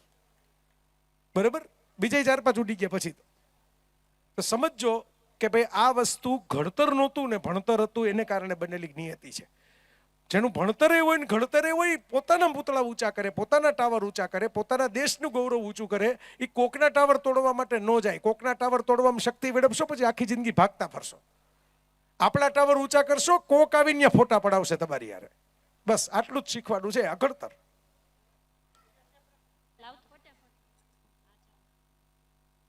અહીંથી અમારે મેળો એવડો મોટો ભરાયેલો છે ને કે આપણી નજર ન પહોંચે ઘણી વાર. તો માઈક દેવાનું.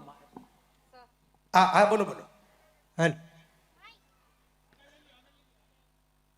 બોલો, ત્યાંથી બોલો ને. ત્યાંથી ચાલતા ચાલતા બોલો, વાંધો નહીં. હું ચાલતા ચાલતા જ જવાબ આપું છું. બોલો બેન. माय क्वेश्चन फर्स्ट कि हम प्रजापति की सभी लेडीज एजुकेटेड ही है, पर हमारे कुछ फैमिली प्रॉब्लम्स ऐसे होते हैं कि हमारे कुछ भी अचीवमेंट हम पूरे नहीं कर सकते, तो उसका हम हमारे मन से कैसे परफॉर्म कर सकते हैं कि हम हमको दिलासा दे सके कि ना हम बेस्ट है ऐसा. बिल्कुल सही बात आपने की और आपने हिंदी में बोली, इसलिए मैं हिंदी में जवाब दे रहा हूँ. देखिए, पहले के जमाने में ऐसा था कि भाई 4 दीवारों के बीच अगर स्त्री की जीवन पसार हो, चौका जिसको कहते थे, तो उसमें और कुछ करने का चांस ही नहीं मिलता था. आज तो काफी सारा वक्त भी मिला और अपॉर्चुनिटी भी आ गई. अब मैंने तो काफी सारे, एक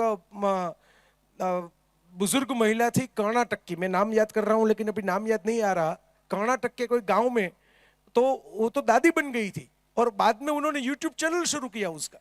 तो कर्नाटक की लैंग्वेज में, कन्नड़ लैंग्वेज में उनका यूट्यूब चैनल सबसे ज्यादा पॉपुलर हो गया, तो उनको पैसे भी मिले उनमें से और फेम भी मिली, नेम फेम फॉर्चून सब आ गया। तो आज के जमाने में वो थोड़ा आसान भी हो गया है कि भाई आपके पास जो एजुकेशन की वजह से काबिलियत आई है, आप लिख सकती है, आप वीडियो बना सकती है, आप लिखना और वीडियो बनाना ये तो क्रिएटिव काम हो गया। बाहर भी काम करते हैं लोग, बाहर जा सकते हैं।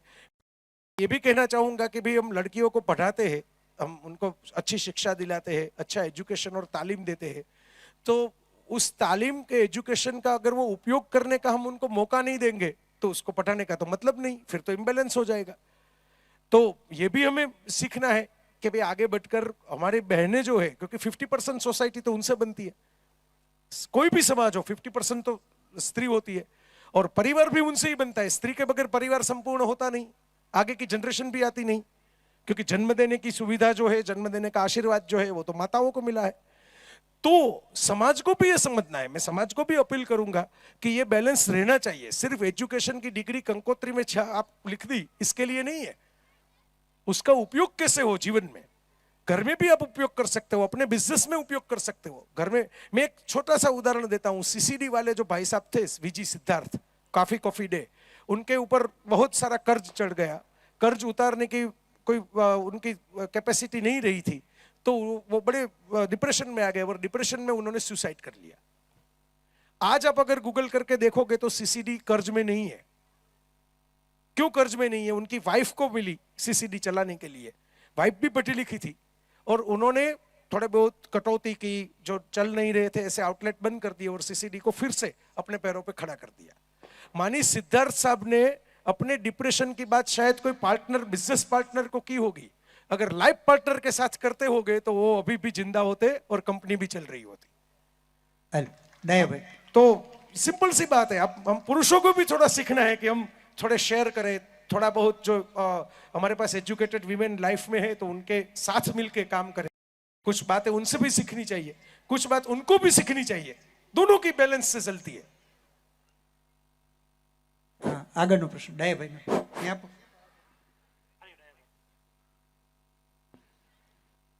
નમસ્કાર જયભાઈ, नमस्कार। આપની દ્રષ્ટિએ યુવાન યુવાન કોને કહેવો? અરે વાહ, મેં તો એક વ્યાખ્યા તો આપી જ દીધી શરૂઆતમાં કે આવતીકાલના સપના જેની પાસે ભૂતકાળની યાદો કરતા વધારે આવતા હોય એ યુવાન। એક વ્યાખ્યા આપણા શાસ્ત્રોમાં છે, ઉપનિષદોમાં, આશિષ્ટ, ધૃધિષ્ઠ, બલિષ્ઠ। બળવાન એટલે જે ફિટ હોય, સ્ફૂર્તિવાન હોય। બળવાન એટલે કઈ પહેલવાન હોય એમ નહીં, જે સ્ફૂર્તિ જેનામાં હોય એ યુવાન। ઘણી વખત મોટી ઉંમરના માણસમાં વધારે સ્ફૂર્તિ હોય, નાની ઉંમરમાં ઓછી હોય, એવું મેં જોયું છે। એટલે એક સ્ફૂર્તિ જેનામાં હોય એ। ધૃધિષ્ઠ જેનું મનોબળ મક્કમ હોય, મજબૂત હોય, નાની નાની વાતોથી આમ જેને કહેવાય હર્ટ થઈ જાય ને, ઇમોશનલી ડિપ્રેસ થઈ જાય ને, મૂંઝાઈ જાય ને, અકળાઈ જાય ને, એવી યુવાની કામની નહીં। ગરમ થઈ જાય ને કાચ હોય અને ઠંડો રહે ને હીરો હોય, આ યાદ રાખજો। એટલે બહુ ઉકળાટ ઘણા લોકો છે ને યુવાનીમાં ઉકળાટ બહુ કરે, સીન સપાટા આપણે કહીએ દેશી ભાષામાં। આ સીન સપાટા નહીં, ધૃધિષ્ઠ, દ્રઢ રે, શાંત રે, સમતાવાન રે, મજબૂત મનોબળનું નિશાની છે મહેન્દ્રસિંહ ધોની જેવું મનોબળ કે જીતો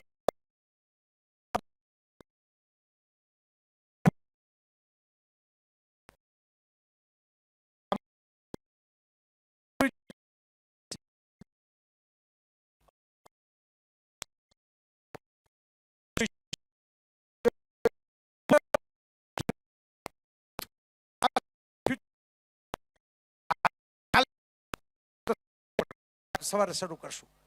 ફ્યુચર, જે ફ્યુચરમાં જોઈ શકે એ યુવાન હોય, આશિષ્ટ, ધૃધિષ્ઠ, બલિષ્ઠ। હાલો આગળનો પ્રશ્ન। હાલો, જય સિયારામ જયભાઈ। જય સિયારામ। હવે મારો પ્રશ્ન એ છે કે ઉચ્ચ અભ્યાસ માટે યુવાનોને આપણે વિદેશમાં ભણવા મોકલી, તે પછી એની હારે એના માતા પિતા કે કોઈ અંગત હારે ન હોય તો એના સંસ્કારો ન ભૂલે અને ઘર પરિવારનું જોવે અને અભ્યાસમાં ધ્યાન દે, એવો કોઈ મેસેજ આપો યુવાનોને। અને ઘર પરિવાર એની હારે ન હોય તો કઈ રીતના એની મદદ કરે, અને તે પછી એ એક વખત સફળતા મેળવી લે પછી એના સમાજને, એના પરિવારને અને એના માતા પિતાનું ઋણ કોઈ દી ન ભૂલી શકવો જોઈએ, એવો મેસેજ આપો। અને સમાજને એના માટે સમાજ એક વખત ત્યાં પહોંચી જાય તે પછી ઈ કઈ રીતના સમાજે એને મદદ કરી શકે અને ઈ વ્યક્તિ સમાજને મદદ કરી શકે બે અરસપરસ હાલે તો સરસ. એવો મેસેજ આપો કોઈ. મેસેજ તો બધા તમે આપી જ દીધા, મારે તો ખાલી એને ખાલી સમજાવટ જ આપવાની છે. બરોબર, મેસેજ તો બધા આવી ગયા તમારી વાતમાં. હવે જો આમાં બહુ સિમ્પલ લોજિક છે. સંસ્કાર છે ને એ બચપણમાં જોવાથી આવે, બોલવાથી ન આવે. અંગ્રેજીમાં એક વાક્ય છે, values can be caught can not be taught. મૂલ્યો હંમેશા ઘરમાં નાનું બાળક હોય એ મોટું થતું જોવે. હવે મા બાપને મોબાઈલમાં જોવે તો પોતે મોબાઈલથી રમતું થઈ જાય. અમારા મા બાપ પુસ્તકો હારે રમતા હતા, તમે પુસ્તકો હારે રમતા થઈ ગયા. બરાબર, એટલે જે મૂલ્યો આપણે જુવાન ઉંમરના થયા પછી અપેક્ષા રાખીએ છીએ ને, એ જ્યારે બચપણ અને ટીનેજનો કાળ હોય ત્યારે ઘરના વાતાવરણમાંથી પકડાતા હોય. ઘણા વ્યસનો પણ ઘરના મેમ્બરમાંથી આવતા હોય, એવું મેં જોયું છે નજર સામે. પપ્પા ભેગા પાનની દુકાને ઊભા ઊભા છોકરા પણ ધીરે ધીરે કટકી તૂટી ફૂટીથી શરૂ થાય, એ ધીરે ધીરે તંબાકુ એ પૂરું થાય. બરોબર, એટલે આ મેં નજર સામે જોયું છે. નેગેટિવ ને પોઝિટિવ બંને માહોલમાંથી આવે, બોલવાથી ન આવે. હું હમણાં મેસેજ બોલી દઉં ને એનો વિડીયો તમે બધે ફેરવી દો, એનાથી તમે એમનો મન તક બધે રાતોરાત અસત્ય બંધ કરી દેશે, સત્યનું આચરણ કરશે. એ તો રામ ને કૃષ્ણ જીવતા હતા ત્યારે તો રાવણ પેદા જ ન થાત ને દુર્યોધન હોત જ નહીં. એમ થતું હોત તો. કયા વાતાવરણમાં તમે મોટા થાવ છો, કયા સંસ્કારના માહોલમાં મોટા થાવ છો, એનાથી ઘડતર થાય. જેને એવા ઘડતર થયા હોય, એ મહાત્મા ગાંધી હોય, સરદાર પટેલ હોય, સ્વામી વિવેકાનંદ હોય, આ બધા વિદેશ ગયેલા છે એટલે કહું છું. જેટલા નામ બોલું છું એ પૈકી ભારત મહર્ષિ અરવિંદ, બરાબર, કોઈ ભારતમાં સુભાષચંદ્ર બોઝ, બરાબર, જેનું એવું ઘડતર થયું, જેને એવા સંસ્કારને મૂલ્યો બચપણમાં ગળથુથીમાં મળ્યા, જેણે એવો માહોલ જોયો જેમાં વિદ્યા હતી, જેમાં સંસ્કાર હતા, જેમાં નિષ્ઠા હતી, જેમાં ખોટું કરવાનું નહોતું, જેમાં ભૂલી જવાની વાત નહોતી, જેમાં ફોકસ હતું, એ લોકો એવા જ થયા. હું બોલ્યો ને હમણાં કે ભાઈ મને તો, હું ફોરેન જાઉં, દાખલા તરીકે હું ફોરેન જાઉં તો અહીં બધા માની લો 10 જણા જોતા હોય, ત્યાં જઈને હું 2 સિગરેટ પી આવું, 5 દારૂના ગ્લાસ ઠોકી દઉં તો કોઈ જોવાનું છે? મને નથી ગમતું એટલે હું નથી કરતો. સિમ્પલ લોજિક છે. ફ્લાઇટમાં તો મફત મળે જ દારૂ, ઇન્ટરનેશનલ ફ્લાઇટમાં તો મફત આપે, તમે માગો તો. હું તો એની પાસે બીજું માગી લઉં, જ્યુસ માગી લઉં, સોડા માગી લઉં. એટલે આપણે સોડા કહીએ એ, બરાબર. લોકો વસૂલ કરવા માટે પીવા માંડ્યા છે, એવું મેં જોયું છે કે આવડી મોંઘી ટિકિટ લીધી 1.5 લાખની, એટલે વસૂલ તો કરીએ ને એમ. તો એ આપણા ઉપર છે, બીજા ઉપર નથી, બરાબર. એટલે પહેલું તમારો જે પ્રશ્ન છે એનો જવાબ તો આમાં જ આવી ગયો કે જો આવા સંતાનો આપણે પહેલેથી ઘડતર કરીને રાખી, જોવે કે મારા મા બાપ આવા છે, આપોઆપ જ અંદરથી આવે. મેં એવા છોકરાઓ જોયા છે આપણા જ આ મારા ગોંડલ જેવા ગામમાં કે જે અમેરિકા સેટ થઈને ત્યાંનું સિટીઝનશીપ લેવાની તૈયારીમાં હોય, ગ્રીન કાર્ડ હોલ્ડર થઈ ગયા હોય, અને મમ્મી બીમાર પડે, પપ્પા બીમાર પડે, ની છોડીને પાછા આવીને અહીં સેટ થઈ ગયા હોય. હાલો, એને કેવું ન પડે, એને અંદરથી ઉગે, કારણ કે એને પ્રેમ જોયો હોય. એને એમ થાય કે મારી મા પાસે અત્યારે કોઈ નથી, મારે નથી જોતી ગ્રીન કાર્ડ, હું આવતો રહું પાછો. મા રોકે તોય પાછો આવતો રહે. એટલે આ માહોલ બનાવવો પડે. જે તમે એક વાત કરી, એક ઉમેરી દઉં છેલ્લા પ્રશ્નની પહેલા, કે એક વાત તમે કરી કે ભાઈ એ પાછું કેવી રીતે આપે અને સમાજ એના માટે શું કરી શકે. સમાજ એને થોડીક ઉડાન માટેનું આકાશ આપી શકે અને એક એવું ફંડ ક્રિએટ કરી શકે કે જેને કોઈ જો ફોરેન ભણવાવાળા 2 પ્રકારના હોય. આ એડમિશન ન મળતું હોય ને ત્યાં મળી જતું હોય એટલે જતા હોય, અને બીજા એટલા માટે જતા હોય જે ત્યાં વધારે સારો રિસર્ચ થતો હોય, ત્યાં જે એવી ઇન્સ્ટિટ્યૂટ હોય જ્યાં પ્રીમિયમ ગણાય, ત્યાં એને મળતું હોય પણ એને અહીં કરતાં વધારે સારું નોલેજ ડેવલપ થતું હોય એટલે જતા હોય. બીજા નંબરના હોય એને ચકાસીને થોડુંક ફંડ આપણે આપી શકીએ, કારણ કે મોંઘું તો બહુ છે વિદેશ જવું. વિદેશ રહેવું તો એનાથી વધારે મોંઘું છે, ટકવું અઘરું છે, એટલે એ કરી શકાય. તમે કોઈ પણ વ્યક્તિની સ્વતંત્રતા ઉપર એમ તો ન કહી શકો કે આ પાછો આપો, બરાબર. મા બાપ માગી ન શકે, કારણ કે આપણે બાળક ઉછેર્યું છે, પ્રોપર્ટીની પ્લોટ નથી લીધો, વાડ કરીને તાળું મારીને તમે પૈસા પાછા માગી શકો. પણ આપણું જીવન એવું હોવું જોઈએ કે મેં હમણાં તમને ઉદાહરણ આપ્યું એમ, સંતાનના મનમાં એમ થાય કે મારા સમાજે મારા માટે આટલું કર્યું, મારા મા બાપે મારા માટે આટલું કર્યું, દુનિયાના કોઈ પણ છેડે એને જરૂર રહેશે ત્યારે હું આવીને ઊભો રહીશ. આપણે આપણી એવી ડિગ્નિટી તૈયાર કરવાની. દિલીપભાઈને ખબર છે, રશ્મિનભાઈને ખબર છે, પૂછો, આ બધા અમારા ફેમિલીવાળા બેઠા છે, બરાબર. મારા મમ્મી બીમાર થયા ત્યારે મેં નોકરી છોડી, અને મારા પપ્પા બીમાર થયા ત્યારે મેં પ્રવચનો અને પ્રવાસો છોડ્યા 1.5 વર્ષ સુધી. મેં એવો વિચાર નહોતો કર્યો કે આમાં કમાણી બંધ થઈ જશે, લોકો સાંભળવાનું બંધ કરી દેશે, બરાબર. એ મને અંદરથી ઉગ્યું, કારણ કે એણે મારો ઉછેર એવી રીતે કર્યો હતો. એ બેમાંથી કોઈ બોલ્યા જ નથી આખી જિંદગીમાં તમે કંઈ છોડો અમારા માટે. એ તો એમ કહેતા હતા કે તમે જાઓ. તે એ બેય પક્ષે છે એમ મારું કહેવાનું છે. આવું કોઈક એમને કહેશે નહીં, ઊંચી ઊંચી વાતો બધાય કરશે, પણ ઊંચી ઊંચી વાતો કરવાથી કંઈ ફેર પડ્યો હોય તો તમે મને કહો. આ તો 75 વર્ષથી હાલે છે આઝાદી પછી. વાસ્તવિક વાતો સમજવી પડે આપણે કે બેય પક્ષે થોડુંક થોડુંક બદલાવાની જરૂર છે. જુવાનિયાઓને સમજણથી અને જે મોટી ઉંમરના જે લોકો છે એમને નવા વિચારોથી. બે દો કદમ તુમ ચલો દો કદમ હમ ચલે ભેગા થશે, નહીંતર એક આમ રહેશે એક આમ રહેશે. મારી માં એક વાક્ય કહેતી, તમને કહું છું કે તમારા સંતાનોને રેશમ જેવી વસ્તુઓ મળે ચાલવા માટે એવું વિચાર ન કરો, પણ એના પગ એટલા મજબૂત બનાવો કે કાંટા ઉપર ચાલી શકે. બહુ લાડ કરોડ ન કરો, પણ એવી રીતે એને ડેવલપ કરો કે એ મુશ્કેલ પરિસ્થિતિઓમાં ટકી જાય. બરોબર. પ્રશ્નોત્તરી પૂરી કરીએ છીએ. આજની છેલ્લો તમારે બાકી રહી ગયો એક કારણ કે છેલ્લો સવાલ આપણે બોલ્યા હતા. હવે હું જવાબ ટૂંકો આપીશ. ઓલા છેલ્લી સપ્લિમેન્ટરી લખવાની હોય ને, સુપરવાઇઝર સામે ઊભા હોય એવી.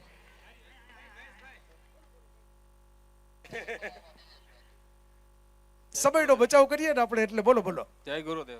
જય ગુરુદેવ. આપણે વ્યસન અને અમુક આદત માણસની ક્યાં સુધી લઈ શકે? જો એ તો તમને એક સાદું ઉદાહરણ આપું. ટ્રેડમિલ ઉપર તમે દોડો, ટ્રેડમિલ ઉપર દોડો, લેક્ચરમાં તો બોલ્યો જ છું, પણ ટ્રેડમિલમાં દોડો 1000 સ્ટેપ થાય, 1 લાખ સ્ટેપ થાય, 10 લાખ સ્ટેપ થાય, પહોંચો ક્યાં?